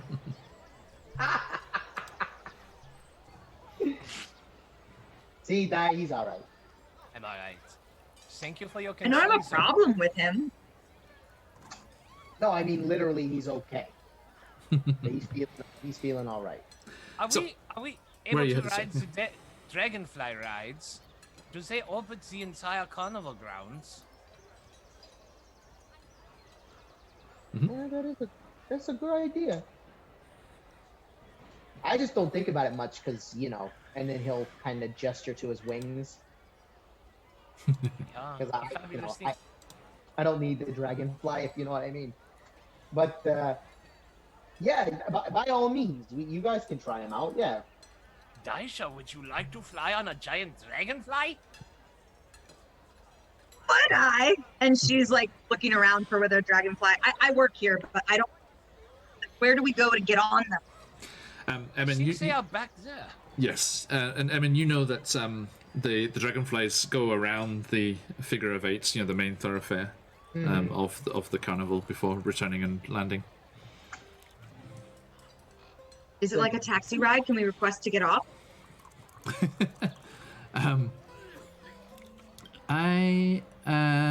Let's have a look here. Emin, you say no. You think Yeah. You think that that it is just a set course and they come back to where they started. They I don't think they could do that with all the foot traffic and everything. Nowhere Although, for them to land. They're natural beings. If you tried to steer them somewhere, maybe you could. I am thinking it would just be best to take a ride along the circuit and see the other side of the carnival before we go to the big top show, so we know an area of interest that we wish to approach first instead of wandering and just kind of running into places randomly along the routes. Yeah, that's fair. A rock's eye view, if you will. Yeah. Wait, rocks, they sit in the dirt and in the water. Hey, Billy, you're all right. Come on. Okay. Okay, so you make your way out to the feasting orchard and round to the south there, towards the dragonfly rides. Yeah. Now, as you make your way down there, let me flip this over. You make your way through the bustling thoroughfare and towards the entrance there, as that little side route there alongside that wagon, towards the entrance of that ride. And you glance through the gateway, the archway that leads into the ride. There are huge lily pads resting on the surface of a pool, glistening with phosphorescent algae.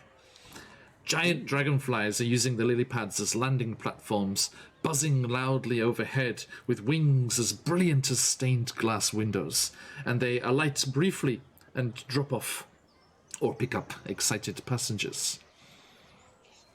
Near the entrance to the ride, a small, smiling tree turns your way and beckons you over. A tree that you've seen before, one that was walking along the thoroughfare earlier, and they do still have that red squirrel clinging to the leafy canopy, peering at you suspiciously. Northwind und Red. Northwind, you have shrunk. I mean, it's a small tree. It is still a tree. Oh, okay. Hello, hi. Do you know about Sneaky Gate?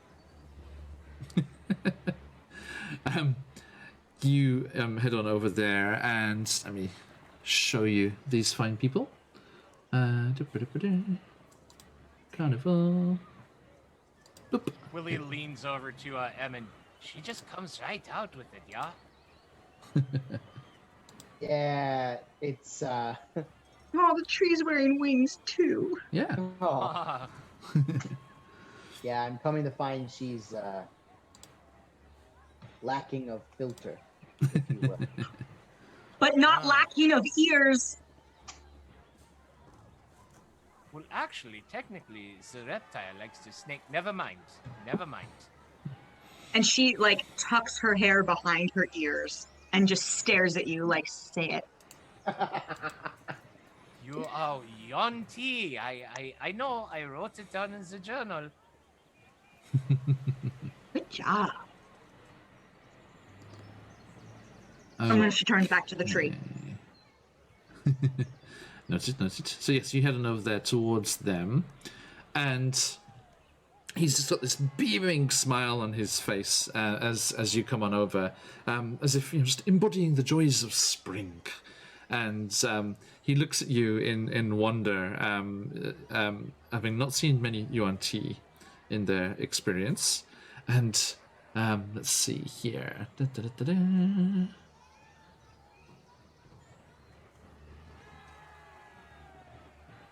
Okay, and he's like,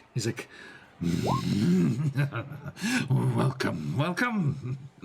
I hope you are enjoying the carnival and all that we have made.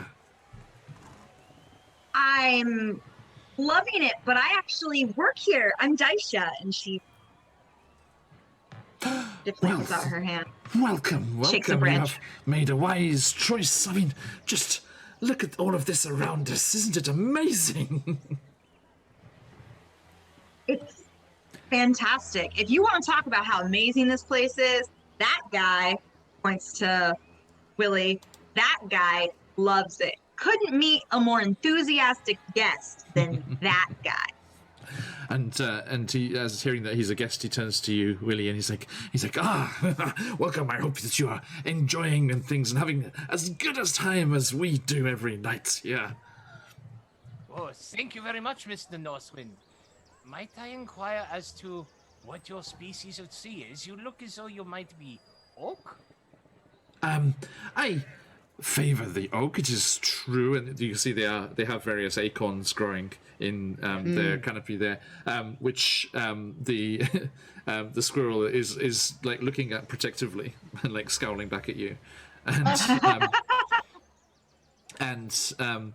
he says, well, I hail from a long line of Feywild treants. I work here as the landscaper. I create the physical surrounds for the wonders of the carnival. And he gestures towards the river and the trees that are here, there, and everywhere. You know, Most I can't. amazing. Sorry. Oh no, it is most amazing, Northwind. Quite beautiful. You are a master of your craft, clearly. I thank you. There are many, many beautiful, beautiful things. It is nice to bring a spot of the Feywild to wherever we go. And I can't help but notice, but that you are made of hardwood. And you know what else is made of hardwood? Doors.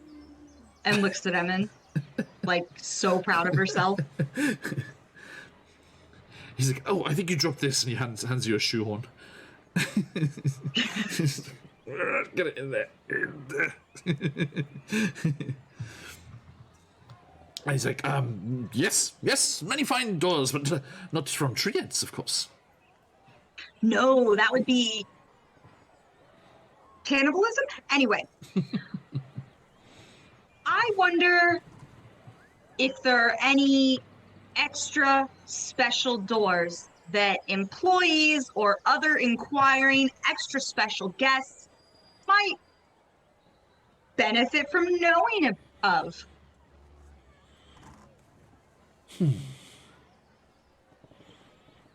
I have heard of such places. There are many doors and tent flaps and trapdoors and gates, all sorts of things, all over the place. Are there any doors that aren't doors? What on earth are you Just a talking question. about? No reason. I'd like to see one. It sounds very interesting. Looks at Emin because she's like, I don't have another way to say this, and I'm trying to be sneaky. She's like looking at him like, maybe a mirage of a door. I don't know. Sounds like Mr. Northwind. Mr. sounds like a trick of the light, a trick of the eyes, something. Nice gosh. Maybe sounds like the tricks that your eyes play on you in the hall of mirrors. The Hall of Mirrors. Interesting. Whatever makes you happy. There's nothing that Mr. Light likes to see more than a sea of smiling faces. If the carnival's happy, he's happy. I Okay. am definitely happy. Do you need to punch my ticket so we can ride on the dragonfly? I mean, do we need to punch these tickets? Are they with you? They're with me. That's fine then. VIP pass indeed. So yes, he's like, yes, I hope, just that, please do keep an eye on the time. It is nearly time for the Big Top's main show. Midnight is growing closer. Oh, just know, Mr. Witch is on top of it. The carnival can't run without Mr. Witch's pocket watch. I hope he never loses it. Yeah, that's a good point. Emin, do you think it would be best if we went to the Big Top now, in time to get You have time. seats? Oh, okay. No, we have time. We're good. We're good. Okay. I would You very guys- much like to ride on the dragonfly. Oh, please. Yeah, let's go. All right. We'll climb into one of the dragonflies. Like, obviously, do we have to do athletics or acrobatics to get out on the lily pads? Just a moment.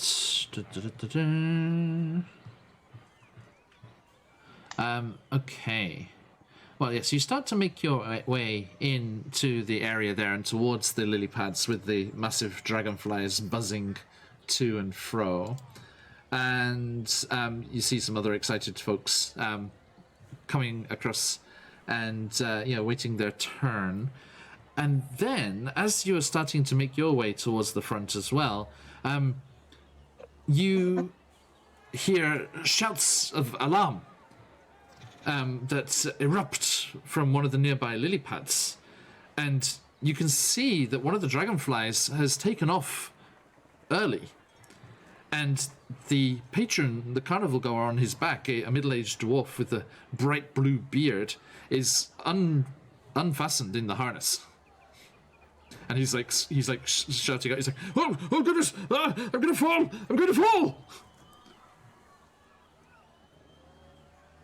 Okay. How- And hang on, let me do a quick thing here. Where are we? I just need to check something. Sorry, excuse me. Mm-hmm. Just a moment.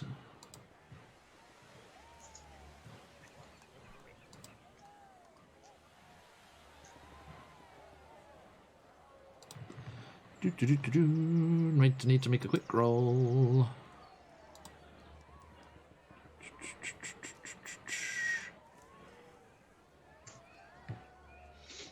Boop.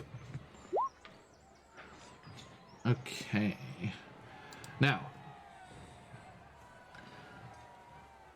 as this is going on and everyone's panicking and everyone's looking up at the dragonfly and the dwarf, Willie, you with your passive perception, as high as it is, notice one figure in particular who is not looking up worriedly towards the figure on the dragonfly, but is actually skulking away.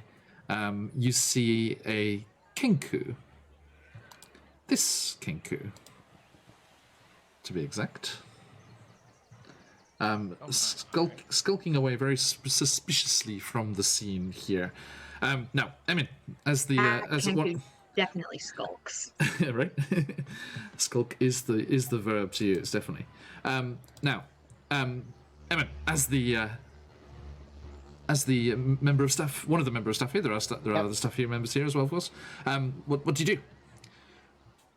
So I'm going to say, all right, you guys help out here. I gotta fly.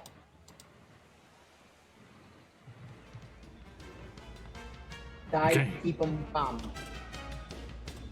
So, yes, your carapace opens up and your wings go, and with a you jet up into the air towards this panicking dwarf atop the prematurely flying dragonfly. Daisha, while that's happening, what are you doing? I am just putting my arms out, preparing to catch. Okay. Noted. And Willie, what do you do? Willie will turn to Northwind. Look there! That Birdman, he is acting suspiciously. I am going to go see what he is doing. And he's like... So somebody else knows what I'm doing. He's like, ooh, intrigue, splendid. How far away is the Kenku? Just moving across the other side of the ground there, so like 50 feet away. 50 feet? Yeah. Then I will use bonus action to cast Expeditious Retreat, and that allows me to dash on both my action and bonus action. So I will cast Expeditious Retreat and close the distance, and I will confront the Kenku. Okay. Yuza! So yeah, Why you go do you dashing. skulk? You dash after the skulking Kenku, and we cycle round to Emin again. Emin, you buzz up next to the dragonfly, which is just kind of setting off on its normal route. It's not looking to do anything strange, but it does look a bit panicky. It's darting this way and that, and the poor dwarf on the back is very dangerously being pitched to and fro, and in danger of falling from the creature. What do you try and do? I am going to try to. I'm going to try to push him back up on the dragonfly. That's just going to kick the can down the road. He'll be unseated again. He needs to Okay. do something more. Then I need to try to stop the dragonfly. That's the option. Yep. Yeah. Okay, give me an animal handling check, please. Yep. 19. 19. Okay, yes, you buzz up. And you, with your ability to fly, you've done quite a bit of work with these dragonflies, I think, in the past. And you go dashing up there and pull level with the head of the dragonfly, those massive, prismed eyes, darting this way and that, looking around. It seems to have been spooked by something. And you mutter soothing words. What languages do you speak? I speak Common, Giant, Goblin, and Thieves' Cant. Okay, so I'd say, this is a giant dragonfly, so you speak giant to the dragonfly in soothing words, and slowly over a period of time, as what is happening down below continues to happen, you do manage to calm the dragonfly and you catch hold of the bridle and start leading it slowly, carefully, so the dwarf won't fall down towards the lily pads where it started. Now, while that's happening, Daisha, what are you doing? Seeing that Emin has this situation under control and hearing Willie attempt to confront the skulker, yes, I am going to run over to Willie. I don't know, how far is the distance? 50. 50? 50 feet, yeah. Okay. I can't get to you, but I'm 20 feet away, and I will go ahead and use my action to dash, so I should be right there. Oh, and I'm gonna stand behind Willie and cross my arms and be like, "You tell him why you skulk." Okay. Now, I I have accuse you intimidation. of suspicious skulkery. Skulkery. Let's see here. Okay, so you yes, dash over to this creature. As you chase after it, Willie, you see, getting the head start there and moving faster, you see that it starts to shift and it changes its appearance from a Kenku into a regular carnival goer. But you have seen it happen, so you still know which one it is. Gotcha. Is it my action? You run over and corner them. Yep. Okay. Seeing him shift, Willie will use prestidigitation to put a bright mark right on his forehead where he won't see it or feel it. And he said, "I asked you a question, sir. Why are you skulking and acting evasively? Why are you acting strangely?" Okay, so you dash ahead of him, and with that unnatural speed just gifted to you by your magic, you manage to pass them and corner them in the nook between two of the large tents on the edge of the Dragonfly ride here, as they were about to sneak towards the fencing on the side of the area and a gap between back to the main thoroughfare. And they look to you and they speak in a very silky, kind of smooth voice. Just one voice. I think you've probably come across Kenku before, and Kenku are sometimes they're very prone to using a mixture, like a cocktail of voices of different things and mimicking and things they've picked up here and there. But this Kenku is just using one single voice. Well, this character, they're not presenting as a Kenku at the moment. They're a half-orc at the moment, but with this glowing thing on their forehead, and they speak to you in this very smooth, kind of silky voice, and they're like, I think you must have me mixed up with someone else. You are completely mistaken, my friend. I have laid eyes on you since you alone were not paying attention to the Dragonfly accident. You alone changed form from Birdman into half-orc. You alone are trying to flee the scene. You, sir, are acting suspiciously. Answer my questions. What are you doing? What is your name? Did the poor dwarf fall? He is safe. But why are you acting the way you are? Oh, close. I shall have to try again. What do you mean? And then the half-orc's eyes narrow as you turn, like when they asked if the dwarf fell, you kind of turn and look back, and you can see Emin guiding the dragonfly down. As you do, you turn away, and your Zabilna mark on the side of your neck is exposed, and there is a small exclamation of surprise.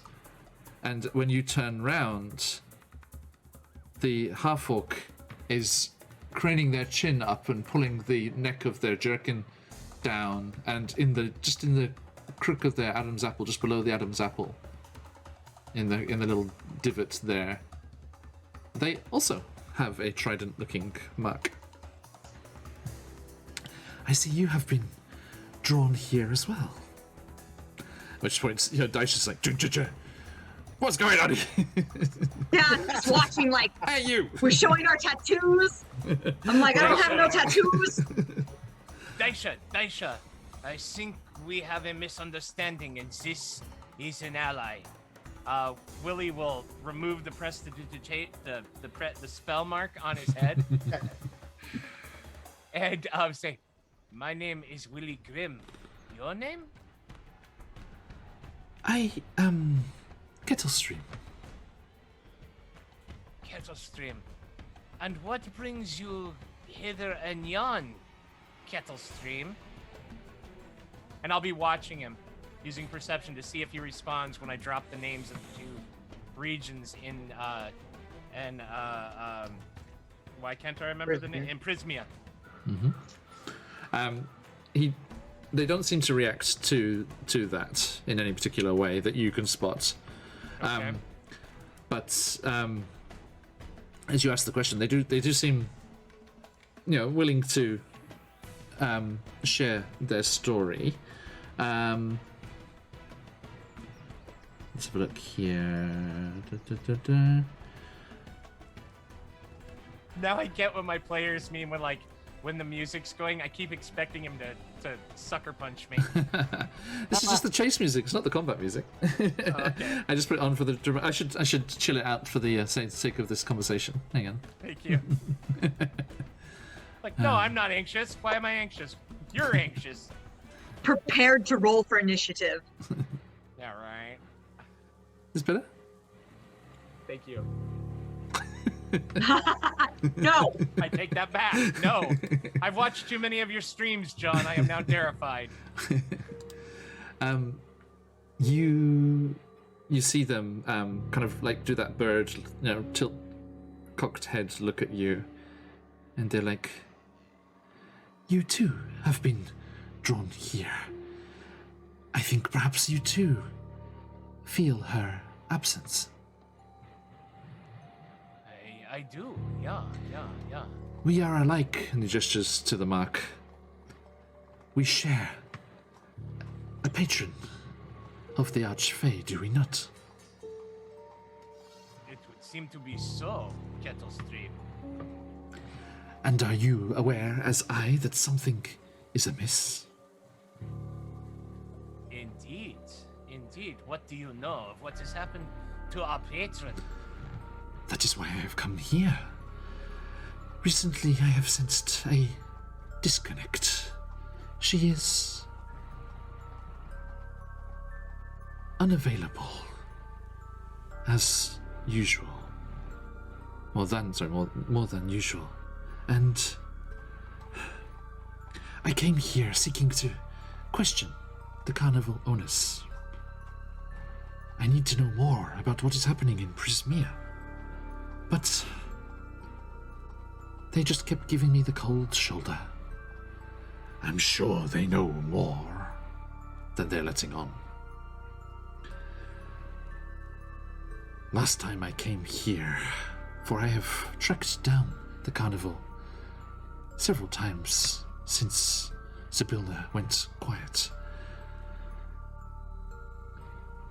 I snuck in to the staff area, and I grouped up towards the caravan of Mr. Witch and Mr. Light, and I overheard them talking. It was a very interesting conversation. Someone is going to find out about this, and they'll shut us down. Look, we agreed to this pact. Our hands were forced, but our eyes were open. We let the Hourglass Coven take what it wants, and in return, we stay in business. That's what you want, right? I was most interested to hear this. And I am here now for one purpose. I shall disrupt the joy. I shall mess with this carnival until they see me, until they talk to me and let me know what is going on with our dear Sibylla. Surely you can understand. Surely you want to help as well. Now, by this point, Emin, you've brought the dwarf down to the lily pad again and passed them off to other members of staff here. And you see Willie and Daisha over talking to a half-orc. What do you do? I'll approach, and I'll come up and ask, hey, Dai, good job keeping everybody calm. Is this guest? Daisha? A very interesting guest. Well, they're all interesting, but And the half-orc looks to you, Willie, and he's like, are these two other followers of Our Lady? And as soon as he speaks, Emin, you kind of get taken aback. You know that voice. And it's not a half-orc's voice. That is the voice of a human who works here as a mime in the carnival called Candlefoot. How would he know his voice if he's a mime? Because he Only a works mime. as a mime. Touche. He's not so married to the job that he doesn't talk ever. Sorry. That's okay. Wait a second. I'm having fun with the offline Eberron game. They're in a Egyptian kind of styles setting with the City of Cats from Cobalt Press, and they have on the street where they've just been given a house to live while they're in the city. There is a Sobek mime, and the Sobeks are like crocodile folk, so it's a crocodile mime, which is fun. Oh my god. That's cute. Hey, sorry, excuse me. And you know, Emin, that Candlefoot is in charge of working on the Hall of Mirrors, or the Hall of Illusions, as it's called. You, how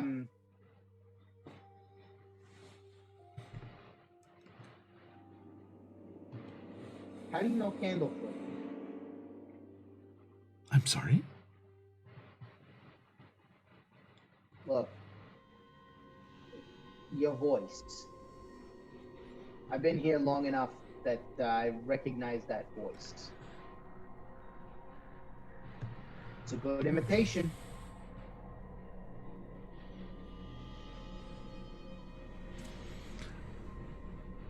And, let's see here. Willie will be looking between Kettlestream, Coldfoot, whoever he is, and Ammon, like, Oh, Candlefoot. Yeah. Candlefoot. He's not here though. Yeah. I just know him. That's his voice. He's a colleague. Kettlestream is speaking in his voice. Yeah. Oh, okay. Because that.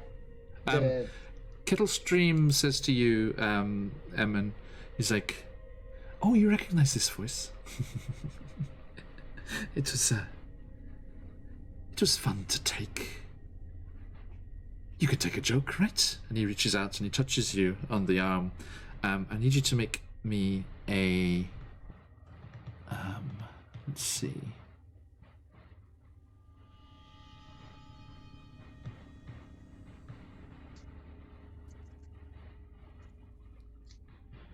Oh no, sorry. I take that back. There is no saving throw. Okay. He reaches towards you and he says, "You can understand a little fun of the fair joke, can you not?" And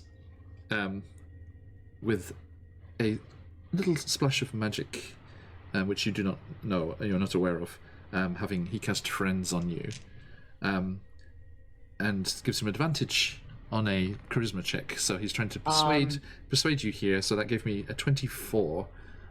Okay. Actually, if you recall, John, we had a conversation about a particular trinket that Emin is in possession of. Mm-hmm. It is, it's like a Grimishka head that twitches whenever magic is sensed. That's true. That's true. Yes. So the it would have twitched in the presence of this disguised self in the first place. Sorry. Okay. And then it does twitch as he's saying this, but you can't. You know, it's not like it doesn't tell you the nature of the magic or anything. Right. Unfortunately, Of course. yeah. Of course. And it was instantaneous. You know, cast on you. Actually, I think. Actually, yeah, they didn't actually have to touch you either. It's a cast of the ranger's self, so he casts it on himself to be friends to you. Sure, that's fine. Yeah. I was gonna let that ride either way, but as directed at one creature. So yeah, you do notice that some magic has been cast, but and you're not sure. Maybe it was a refreshing of the disguised self or something. Right. Right.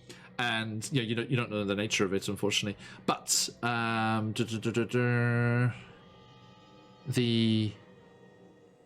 but yeah, so they had advantage on that charisma check, so they got a 19, so for a 24. Okay. So how do you? Yeah, it's like, right, you could appreciate a little joke, right?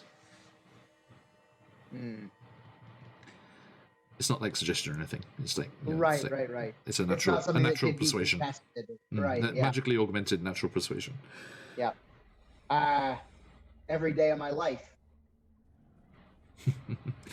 You know how it is amongst the hands, pulling pranks and tricks upon each other. Sure.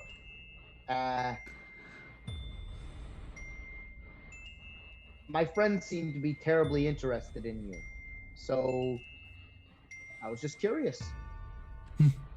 Well, I believe I've told my mutual friend here what is going on.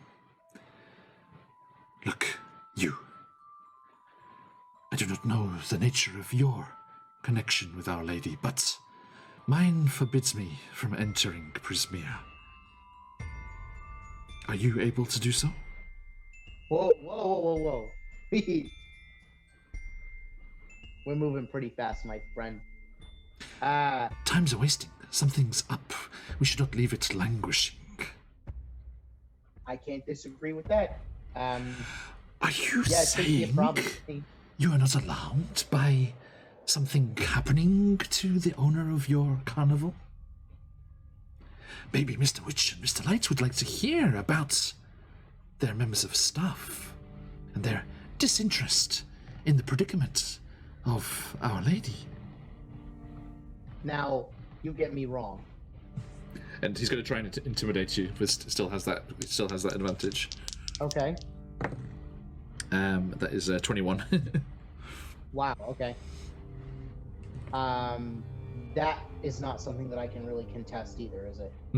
Yeah, it's not a contested roll. It's just, you get to decide how much would a 21 affect you in this situation. Mm-hmm. But please bear in mind that whenever you do the same to an NPC, I am forced to react to that. Sure. Is that Mason? Yeah, it is. Yeah. Okay. Hey, Mason. Sorry. Hey, buddy. Yeah. No, I mean, I can understand where you be coming from, but no, I'm from Prismere, so my family is still there. I'm kind of itching to get back. When you say that, they kind of leap forward in a strange, that kind of hopping bird-like motion, but as a half-orc. It's like come over to you, and they grasp your hands, and they're like, and you can feel like kind of talony kind of type hands, Kenku hands, just hidden beneath this image of this half-orc. Mm-hmm. Then please, I implore you, it is round about time for a visit home, wouldn't you say? Please, go to Prismea. Find out what Mr. Witch and Mr. Light know. Discover what has happened to Sibylla. He tries to persuade you, and that's another 21. How? We've been trying all day to figure out how we get there, but I know there's a gate here at the fair, but we can't find it.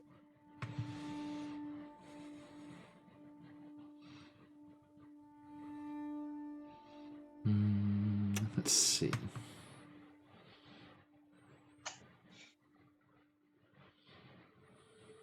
You know, you don't have to beg me. They get and they kind of look around, and they kind of like shake themselves, and a couple of black feathers come off this illusion as it melts away, and you see they return to the Kenku form, their natural form, as Kettlestream looks to you all, she is a Kenku, but speaking with a male voice. Candlefoot is a male, but she says to you,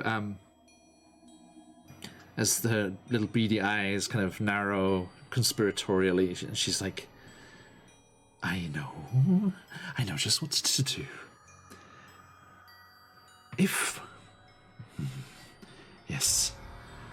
Yes, what we need to do is to get you fine people into the proximity of Mr. Witch or Mr. Light, and then we can cause some kind of distraction, and if you're with one or the other, you can steal away the watch or the vein. Mr. Witch's treasured pocket watch or Mr. Light's trusty weather vane. If we can steal those away, then we can use them as leverage and force them to tell us what to do and where to go. I'm gonna lean towards Emin and be like, I'm sure. But that sounds like a bad idea. Willie, as is his wont, has just been watching and taking this all in his investigator's role. So I'd like to roll an insight on all of Kettle Stream's words, especially the bit with blackmailing Mr. Witch or Mr. Light with their object. Yep, sure, please. 17. Okay. I mean, yeah, they seem mischievous and intent on causing trouble here, but everything they've said does seem to be true. They want to force Mr. Witcher or Mr. Light into helping them and telling them what's going on. Does it feel like some of it's a little bit of it's like payback for frustration and worry? You think it might just be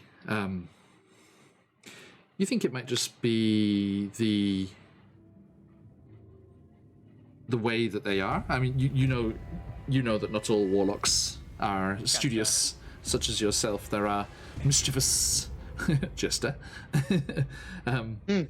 There are mischievous warlocks out there who would delight in this kind of activity. So it might be just part of that kind of style of thing going on.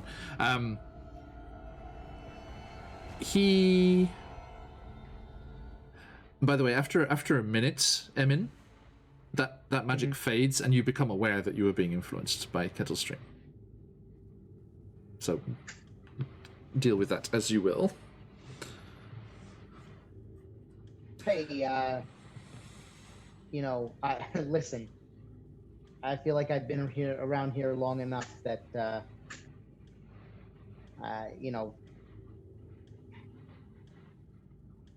that was rude. You didn't have to do that. We could have just talked. We did just talk. Just in my favor. we didn't need the extra flavor. Listen, our goals, they're more aligned than I think you think. So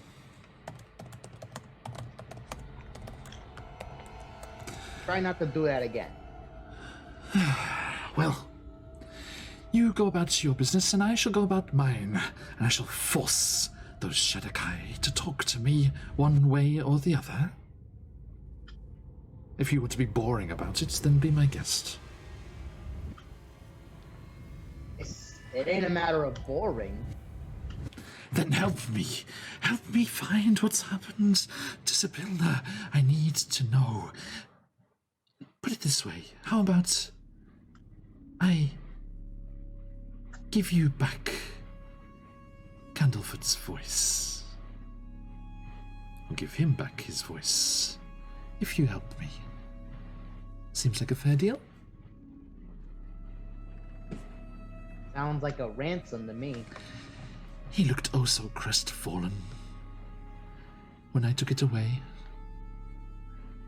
And, Emin, you know that Candlefoot here and the mermaid in the lagoon, just around to the north in Silversong Lake over there, are an item.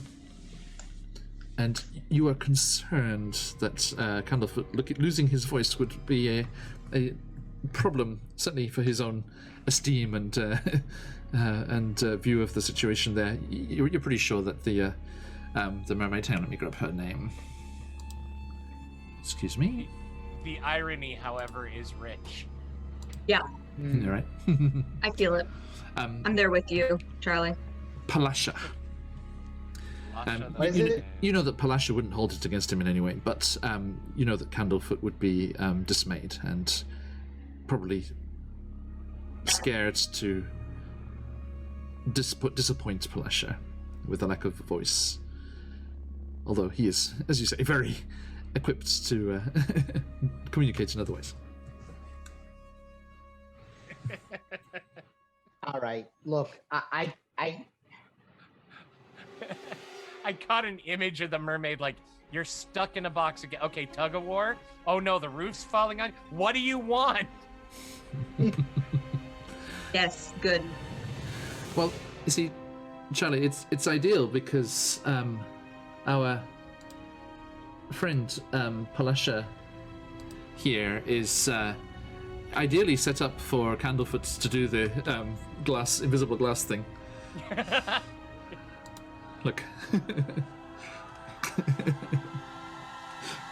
Oh, good lord. So he's ready to roll. He's ready to go. That's awesome. Look, all right, buddy. Candlefoot's a friend. I don't think him and Pally would have a good time with all that. So, do you have a plan? Willie will interject seeing this and say, Kettle Stream, our destination, I'm gonna do Scottish. Funny. I just lost it. Refocus yourself. Center. Right? 1, 2, 3.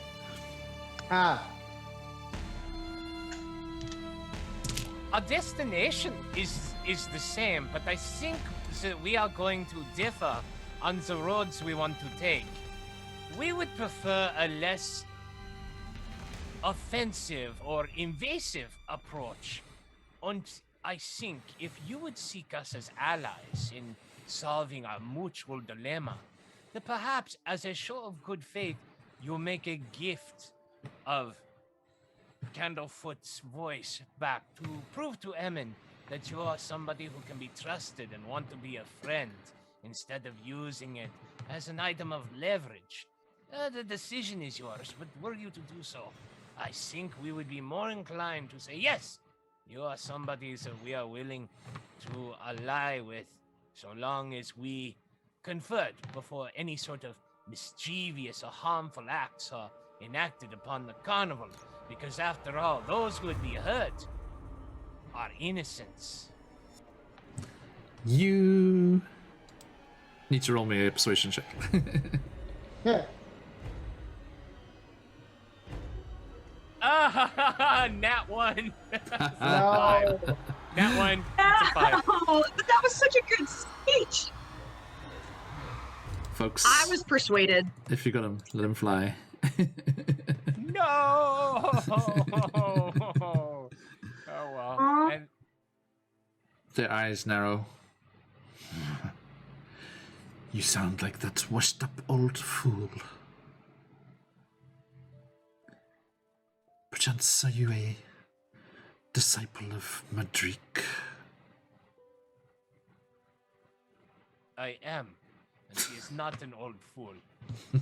He is a very wise man. He is not. He is an idiot, and he does not understand the gift that we have been given. I'll warrant he stole it. Probably pressured Our Lady into giving him his gifts. If you are with him, that you are not with me. And he turns and starts to move away. I grab him by his collar. Okay. Barbarian time. This clearly calls for an alternate solution. Just how appropriate. Just like reaches out and like really quick and just in my mind stops him in his tracks, but I don't know if we have to do a check. And then what I would like to do is reach out. Before I forget, Emin, you do your saving of that dwarf does put the mood of the carnival up one again. Good. Yay! Sorry. I reach out, I snatch his collar, and I turn him around and I go, I don't know where you think you're going. My friends have given you a very, very generous ultimatum, considering that you took something that wasn't yours. Now, I don't know what's going on, why you both have mermaid tattoos, but I would Try it. love for you to stop messing up my place of business at a minimum. And if anyone else has demands they'd like to make of you, at this point I feel like I would oblige them.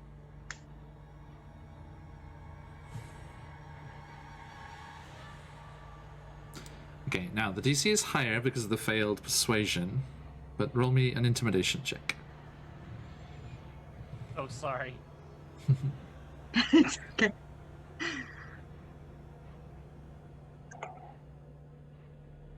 14. 14.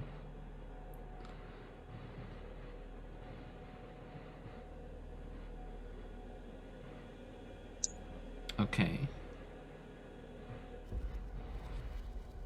Their eyes go wide and they seem to panic. Baron Dragonborn was willing a natural 20 for you. Not quite, but higher than before. The eyes go wide and they seem to panic for a moment. And Emin, Willie, you see Daisha engulfed in a cloud of sparkling dust.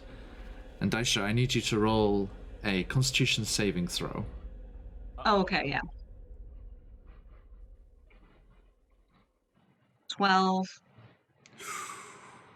So close. No! As you try to intimidate the Kenku, this eruption of twilight sleep Oh dear. bursts around you, and he dashes off amongst the tents as Emin and Willie Daisha crumples to the floor, motionless. Oh, God. Guess we're upset. missing the big top show. Oh dear.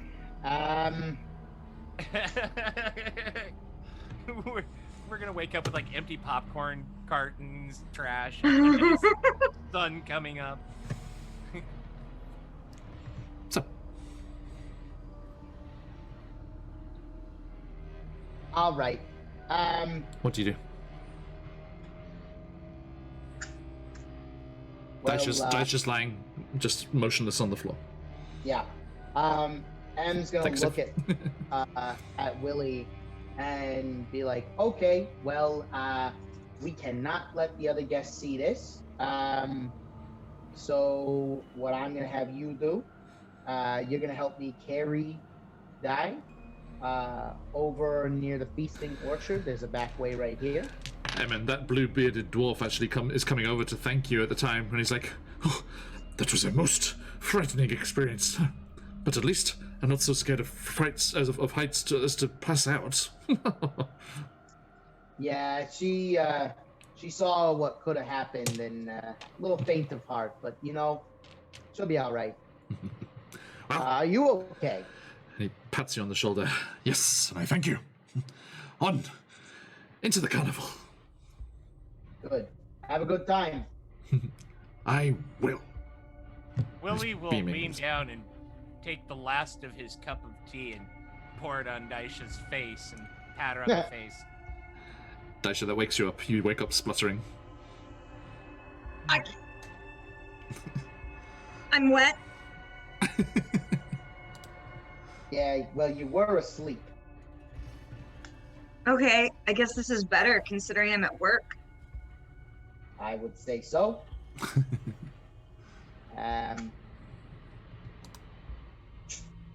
Where is he? He's gone. I am thinking we have a new wrinkle in our plans. I think you are correct.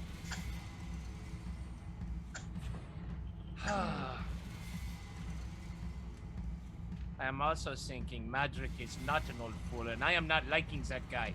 Stupid bird. Who's that? Who? The bird, the Kenku. No. Madrick. Who's that? A friend? Yeah, my mentor. He is the one who told me to come here to the Witchlight Carnival to seek after Sibilna. Ah, okay. Very good, like a teacher. Okay. Yeah, very much so. Yes, this is unfortunate. I was hoping that we should have a new ally. I do not like the proposition of going against 3 hags, and there are only 3 of us. Ah. Oh well, we shall find a solution to our problems. I like you more and more, Willie. Thank you very, very much, Daisha. I am liking you as well. Once the beetle man, Emin. Thanks, Billy. All right, we gotta make it to the show. Well, you never had your dragonfly, right? Oh, now that is true. We wouldn't want you to miss out. I am not sure if I am liking their safety records. Kidding. You guys enjoy. It'll be all right. There are no disgruntled warlocks around at the moment, it seems.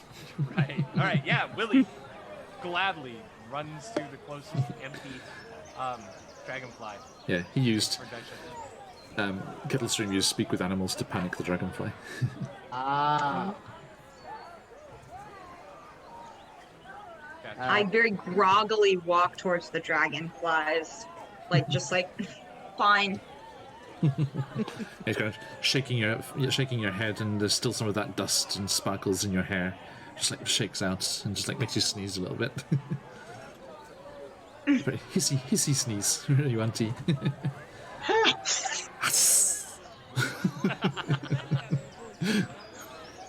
And I need to lean into the hiss more.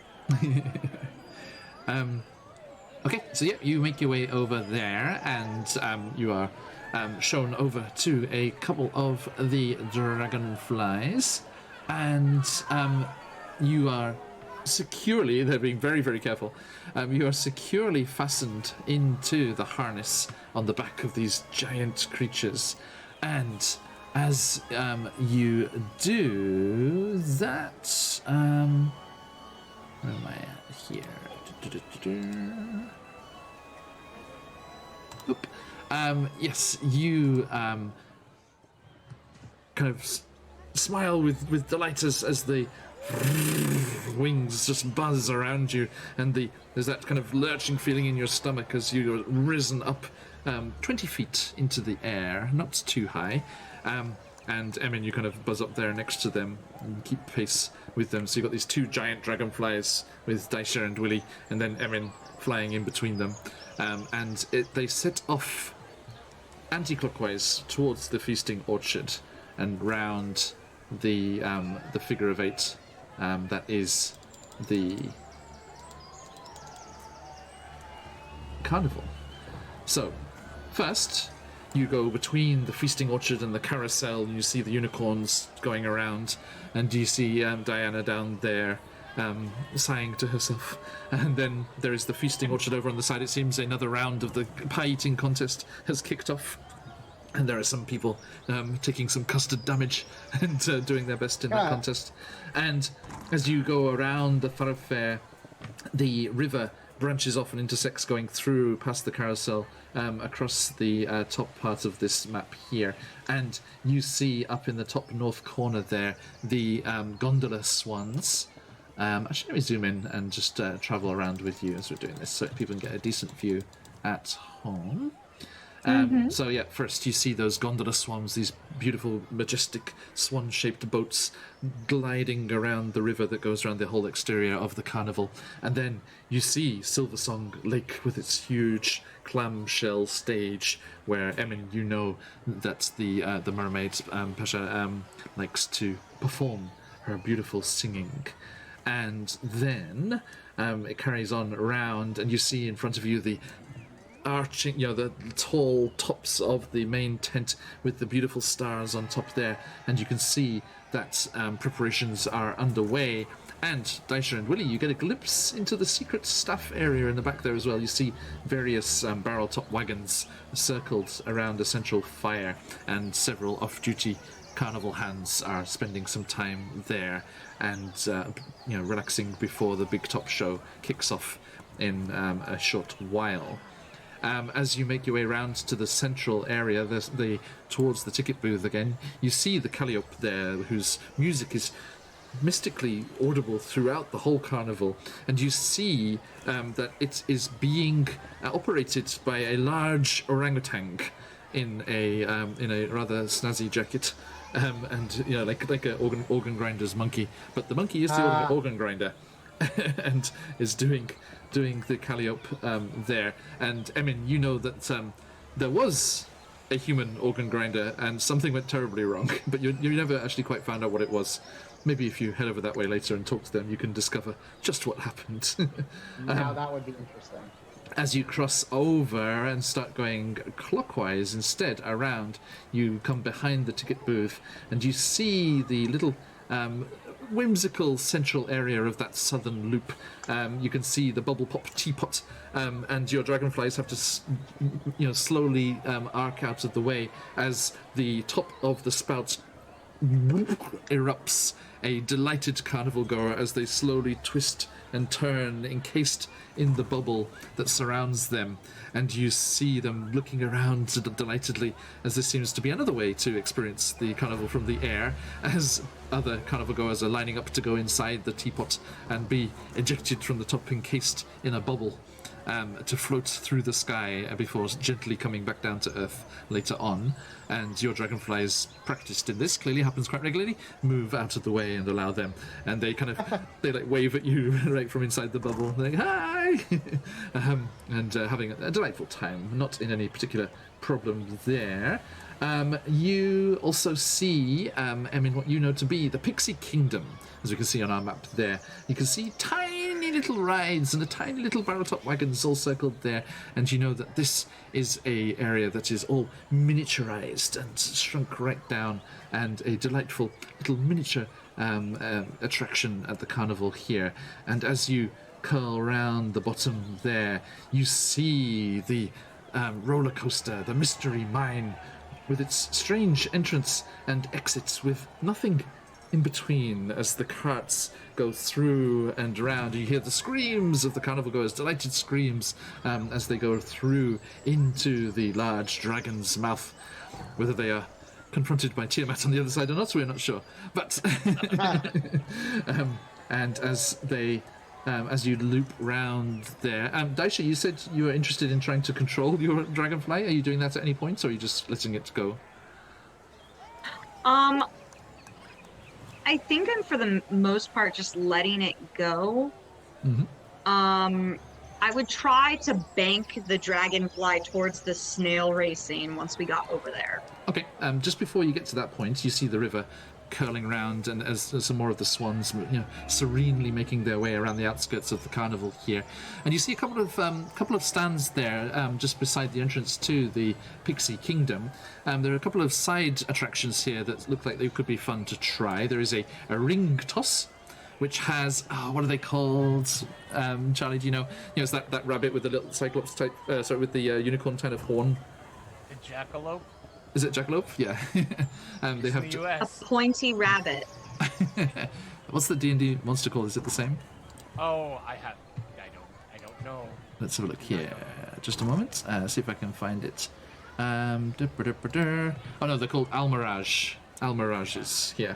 Little rabbits with unicorn horns carved from wood. You can see people tossing rings, trying to get them onto the things there. And you do see various other goings on here. There are other side attractions here that you can make out from your relatively low heights as you're making your rounds here. You see, Really can't take his eyes off of Outstare the Cyclops. indeed, there is next to the ring toss. There is Outstare the Cyclops, and then you see another couple of tents enticingly titled "Catch the Dragon by the Tail." There is a gnome poetry contest tent. There is a goblin wrestling tent, Daisha, and another one which boldly states, "Guess the number of feathers," across the awning of that tent. Now, as you're looking at these, it seems that Emin is very interested by these attractions on the inner ring, as he buzzes over to that side of things, almost hiding behind the giant dragonflies, as you find yourself rounding the corner towards the snail racing arena. And Daisha, are you going to attempt to I'm gonna- take a little side check?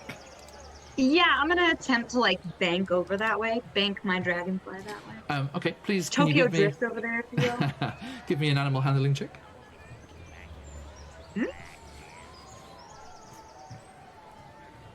Ha, 7. 7. You're rolling awfully today. I really am. Bad luck. And this is everyone. Safety numbers. Lack of numbers on the dice, unfortunately. You try to bank your dragonfly towards the snail racing and get a better look, but it is locked onto its trajectory and will not do that. Willie, are you just going with Man. with the flow? Yeah. Willie is transfixed by everything, and he's just trying to drink it all in as he's like, "Well, I want to see that one, and that one, Yes. goblin wrestling." Yeah, you can see carnival goers, jockeying the giant snails as they pelt at an alarming pace around the arena here. These are not normal snail pace Look, snails. Evan, gigantic racing snails. Won't say fast. I was so wrong. Yep, I seen him. I Look, seen him. Evan, you're not looking. Look, Evan, snails. Evan, look. Emin! Emin, look! And Poor Emin is Emin. going to Here, guys. deliberately Oh. shoot ahead of everyone. Oh, that is awesome. Yes, Honestly, Evan looks honestly. irritated. Ooh. That is cool. That is You can see the stands full of Emin's a cheering. baby. Emin buzzes off away from these terrifying creatures. And you find yourselves looping around once more, if I can, and you find the Hall of Illusions. And Emin, you cannot help but notice. Maybe this, Daisha, Willie, this is why he dashed ahead. You cannot help but notice a very forlorn-looking Candlefoot out the entrance to the Hall of Illusions. There. At least he can still get paid. Sorry, I love that little pixie laugh in Sirenscape. Hey, Warrior, take it easy, mate. Where's me? We're wrapping up very soon anyway, so don't know to Have a good worry. night, warrior. And yes, as you loop round the top end of the Pixie Kingdom there, back towards the big top, and swoop over the Calliope, and past the lost property where you see the giant displacer beast, on the ground, looking after a couple of children. Although they do not seem to have, they do not seem to be with that one that lost their ability to smile anymore. That one child seems to have been reclaimed, but there is a little satyr there. Instead, and you buzz over the head there, not knowing anything about that satyr or who they might be, and return towards the lagoon where the lily pads are, and the dragonflies, with a thrum of wings, lower gently down and alight on the softly bobbing surface, and you are unfastened and able to dismount. That was very worth it and most informative. That was fun. My dragonfly was stubborn. I am thinking I want to outstare Cyclops. And did you notice next to the Hall of Illusions that most interesting machine along the pathway? What is that, Emin? Next to the big top. No, next to the Hall of Illusions. There's See, this map is super detailed. I know, right? Yeah.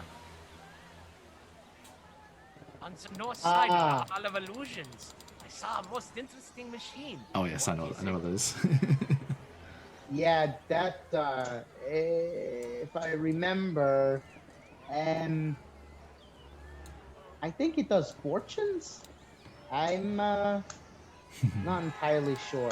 I don't spend a lot of time at the little stalls, if you know what I mean. Yeah.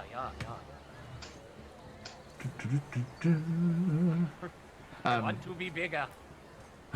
Yes.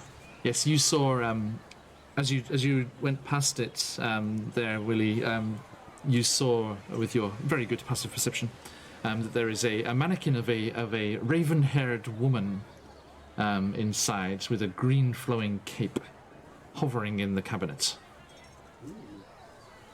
And Emin, it was not visible from the height that you flew by, but you know that on top of that glass cabinet it reads, Tasha the Wizard, known for her hideous laughter.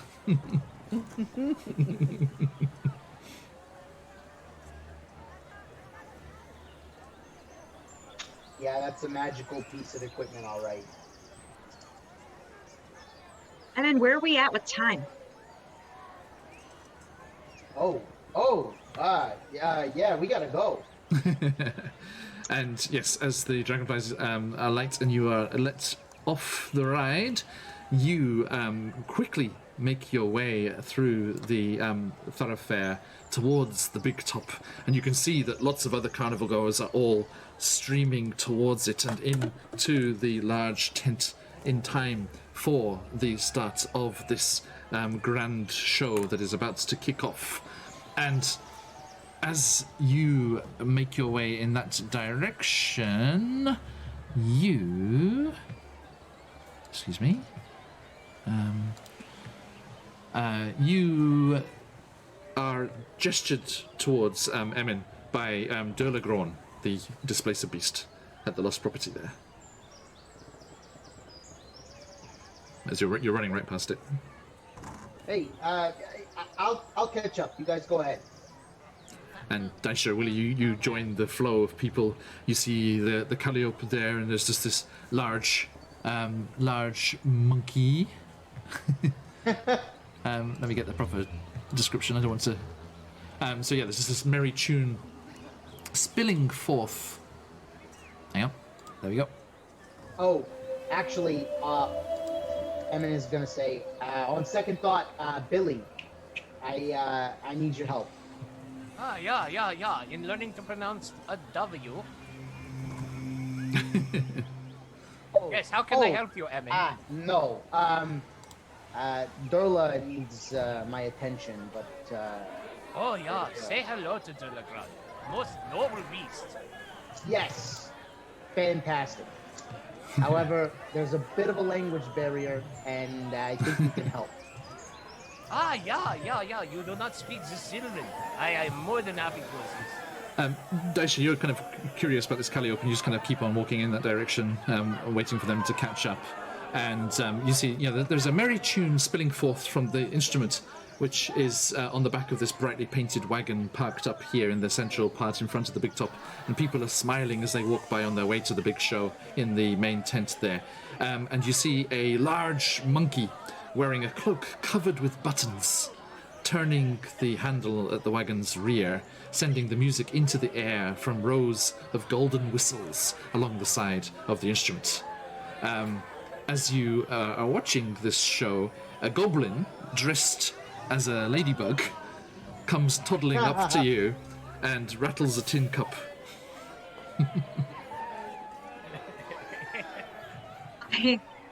Do I have anything that rattles? I'm searching my pockets, but not for money to find something that rattles because I don't understand. I'm like, no, I don't have anything that rattles. You look. Let's see here. You look into. You look into the tin cup questioningly, and as you do, the monkey pipes up and starts speaking a rhyme. And you can see inside the tin cup are just a various assortment of buttons. And the monkey says to you, "Spare a button, if you please. I'll sew it next to all of these. I offer nothing in its place besides a smile upon my face." I have no buttons for you, sir. And she was gonna rhyme, but she couldn't think of anything. Stephanie also couldn't think of anything, is very disappointed in herself. I have no it's just buttons like- for you, sir, for I am a barbarian. Duh. There you go. Thank you, John. Thank you for that. True poetic gold, that is. Such a wordsmith. And I'll be like, I'm sure you must have some. You must have some buttons. I don't know. Clothing. I'll peek. I don't. A button? Oh, like a button, not in- like a. I'm thinking of like a Like a pin shirt. button. No, like a shirt. Yes, shirt it's button. like a shirt button. Mm. I'll rip a button off of my pants Okay. and put it in the cup. Okay. Thank you. Marigold, for that is the goblin's name, looks delighted as Lovely. the button rattles into the cup, and she starts dancing and kind of like raising her eyebrows, like wanting you to dance with her. And Dice was just like, no. Marigold looks crestfallen and makes her way back to the monkey, and that just proffers the cup. Oh, my heart's breaking, but Dice was like, I'm gonna freaking dance with you. Sorry, folks, I just need to pop over to the mood tracker and make it sadder by one. By one. I will go up and gesture to the Calliope as if like, can I try? Okay. And as you do that, we'll pop back to Emin and Willie, and you come over to the Displacer Beast, and through Willie's translation, speaking in Sylvan as they are, Emin, sorry, you hear that it comes over and it's like, good to see you again. Unfortunately, we have another here. And he puts his paw on the shoulders of this little satyr boy. Another who snuck in and has been punished. Oh no! Daisha. I don't want to play the Calliope anymore. Daisha. Could you please roll... Hang on, let me get the proper thing here.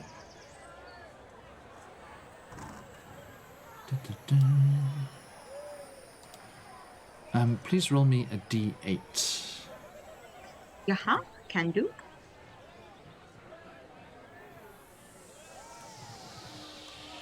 A 2. Thank you. A common one to be stolen, it seems. This little satyr also seems unable to smile. And they're just like look crestfallen, and they've just got this, downturned mouth and sad eyes. And could you roll me a d8, another d8, please, Daisha?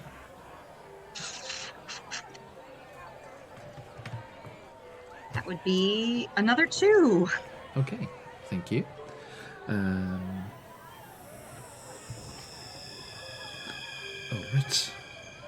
And Drogon says to you both, Willie and Emin, look, I have to live with the loss of Star, but please, let these boys not have to go on like this. And at that point you hear, Terry, there you are! And a hedge comes running over with a half-elf behind and a half-elf girl next to her. We've been looking all over for you. You should not have snuck in here. And the Displacer Beast says to you, Willie, no, he should not. Please. I am unable to leave the carnival, but if you can find where these punishments are being kept, the thieves, and Emin, he's referring to these entities that you're not allowed to mess with, these who you think now, putting two and two together, must work for the hags in Prismea. And, thinking about that conversation that Kettlestream overheard between Mr. Witch and Mr. Light, he's like, he was talking about how the witches, the hags are allowed to take whatever they like. And then they're allowed to continue running the carnival. You think that these thieves must be working for the hags, and they must have some kind of arrangement where they're allowed to steal things away from people who sneak into the carnival. Hey, Guild Superior. And you now understand why it is that whilst you are told explicitly never to interfere with the thieves, you are encouraged to find those that have snuck in to the carnival. No, sorry, Guild Superior, we're just about to wrap up here. If you're looking for a raid, I would go elsewhere. No, thank you for checking. You now understand why it is recommended that sneaking folk are discovered as quickly as possible and escorted out of the carnival by carnival staff, rather than being found by any of the thieves. Willie would like to. Sorry. No, please. Go ahead. Oh, Willie would like to roll a history on his researches on hags to see if his theory that's brewing is correct. Mm-hmm. If I may. How does a 22 sound? That's very good. What is your theory? If indeed this place has become the property of the hags, and hags feed on misery and despair, this is not a carnival of light and joy. It is a buffet for evil. And Boone says, they are sated in their appetites by the little bits and bobs that they're able to steal away. I think they are more focused on their dealings in Prismea. The carnival is, for the most part, true to its original goals. Yeah. I don't disagree with that, but I am saying there's something foul afoot. Yes, I for one am committed to finding this, seeing it put to an end. Thank you, Baron Dragonborn. Sorry, Willie thinks that if the hags are being allowed to steal things willy-nilly from the carnival, that they have corrupted the carnival's goal that that is a place of evil, a buffet for them to stack and eat away the different joys of the carnival goers, as opposed to how the carnival is supposed to be being run here. But the Displacer Beasts told him that they are satisfied with just taking little bits and bobs here and there, and not corrupting the carnival as a whole. And you think from that Kettlestream is nothing to do with the hags. They were true to what they were saying. They were just causing mischief for their own means. So yeah, sorry, Baron. Is that better now? Sorry, I keep messing up the music levels today. Excuse me. Do I sound better? I was advised to move my mic in closer. Oh yes, if you can. Sorry, through no fault of her own, and there's nothing else that we can do here. Stephanie is a good deal louder than everyone else. So, sorry, it is There's nothing we can do about it, unfortunately. That's the problem. That's the problem with Zoom, because we can't change individual levels. But I'm trying to do a dance between having Emin and Willie loud enough, and Daisha, the barbarian rage. I mean, my microphone is like practically all the way down too. I just went to go check it to see if it, Right? I don't know, reset or something. Zoom just loves you, girl. What can we say? Like, yes, more of that voice, more of it. So yeah, but yeah, it's better now, so that's good. Thank you, Baron. Okay, so you yes, you are asked to, if possible, if you do end up in Prismere, as I feel you may, you are asked to look out for these poor children's abilities to smile. By the way, it's one of the options of those things that can be stolen from you is your fashion sense. And there is a picture of a tiefling in an amazing outfit, and it is captioned "An adventurer with no fashion sense."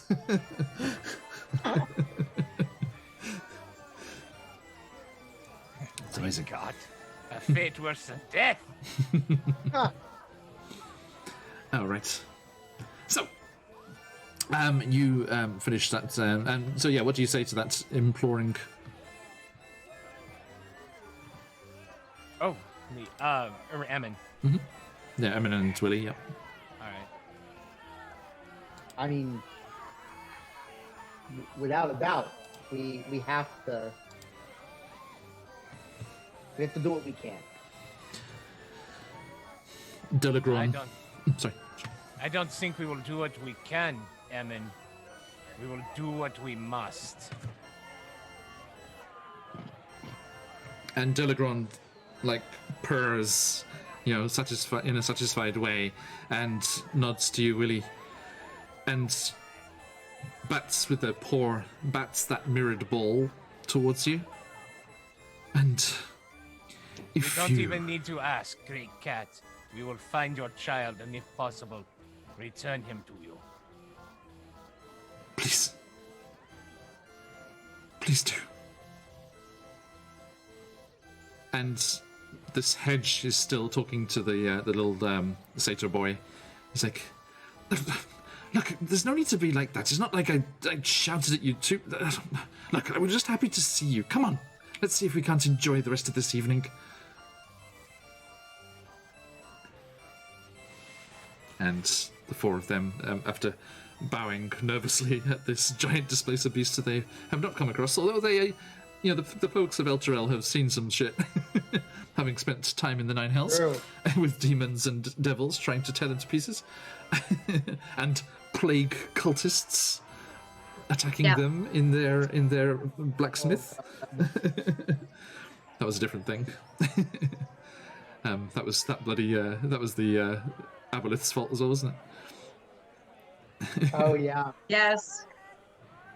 Anyway, yes, you, having made this promise, do follow on through, and Emin, you lead them through into the big top as crowds and crowds of Elturel residents and those visiting from further afield pile in, and the staff are beaming and smiling and welcoming everyone into the large interior of the big top. There is a warm-up show going on as I have to find this art for you because it's fantastic. As a tiefling fire breather that has summoned various fire methods into the interior of the tent is doing a fantastic show to keep everyone entertained before the main show kicks off. Here, look at this. And there's like, ooh, zaz! Gouts of magical flame spew forward, and the fire mephits with their long pointed noses and big broad grins buzz and whir about the place with streamers of flame behind them. And yes, this is all going off as you are waiting for the big top show, the halftime show, if you will, to kick off. And that is where we shall kick off next time here. Thank you, everybody. A massive thank you to my three players here and all of the lovely people that have spent this time with us. Thank you so much for joining us. It's been absolutely lovely to have everyone in and in chat. Thank you for the heads up on the technical issues as well. That is very, very never hold back on that. Worried how it will be received. We are very, very keen to hear what it's like on your end, as we do not get the exact experience in our headphones here. So always let us know if there's ever a problem. Thank you very much. Sorry, I just scrolled back a little bit and saw what Baron Dragonball was saying when you were trying to intimidate there, Daisha. He's like, Barbarian, engaged! Fist-to-face protocol, active! Correct. And then magical sleep was instigated, unfortunately. A huge thank you, everyone. Please, if you are able, join us in a matter of hours, 8.5 hours, I believe, where we will be doing something rather exciting as we plunge into the Weird West, as we are playing our first non-D&D game on the channel ever, our first session of our mini-campaign in Deadlands.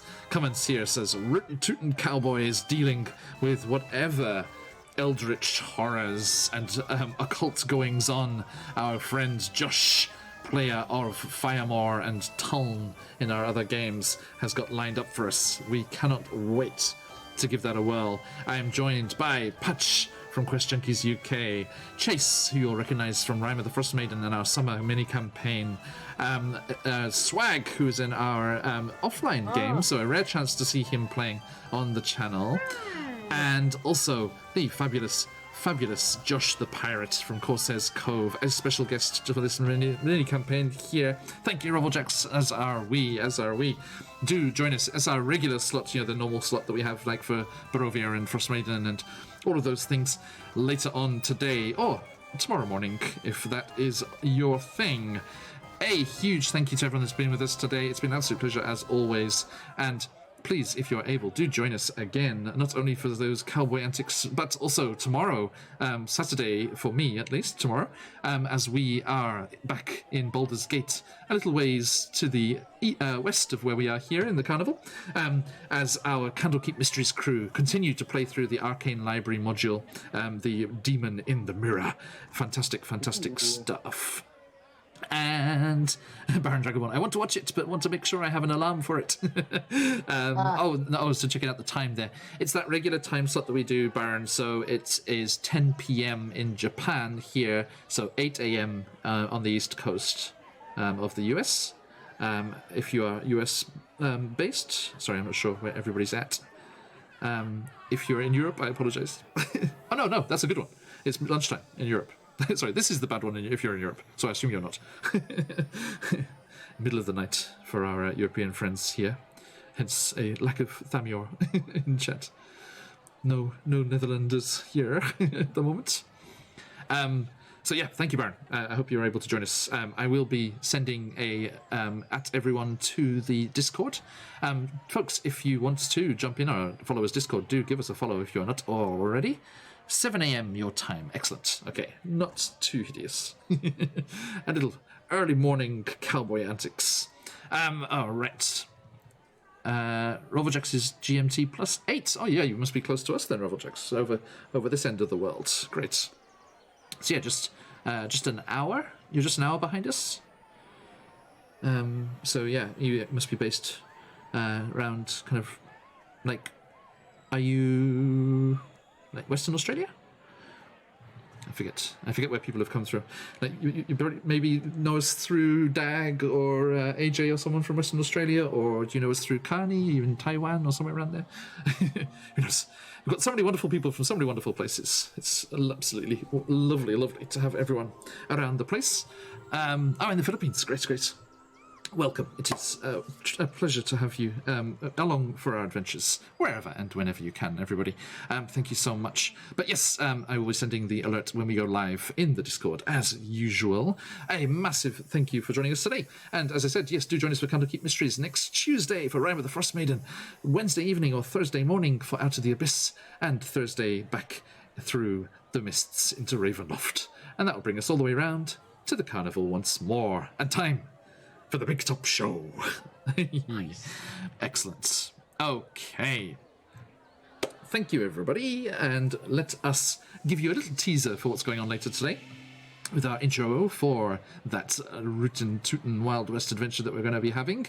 And please enjoy that. We will see you all again very, very soon. Stick around for the raid. If you've got them, let those phoenixes fly. But until next time, as we like to say around these parts, what do you see me to say? Oyasumi. Oyasumi. Bye.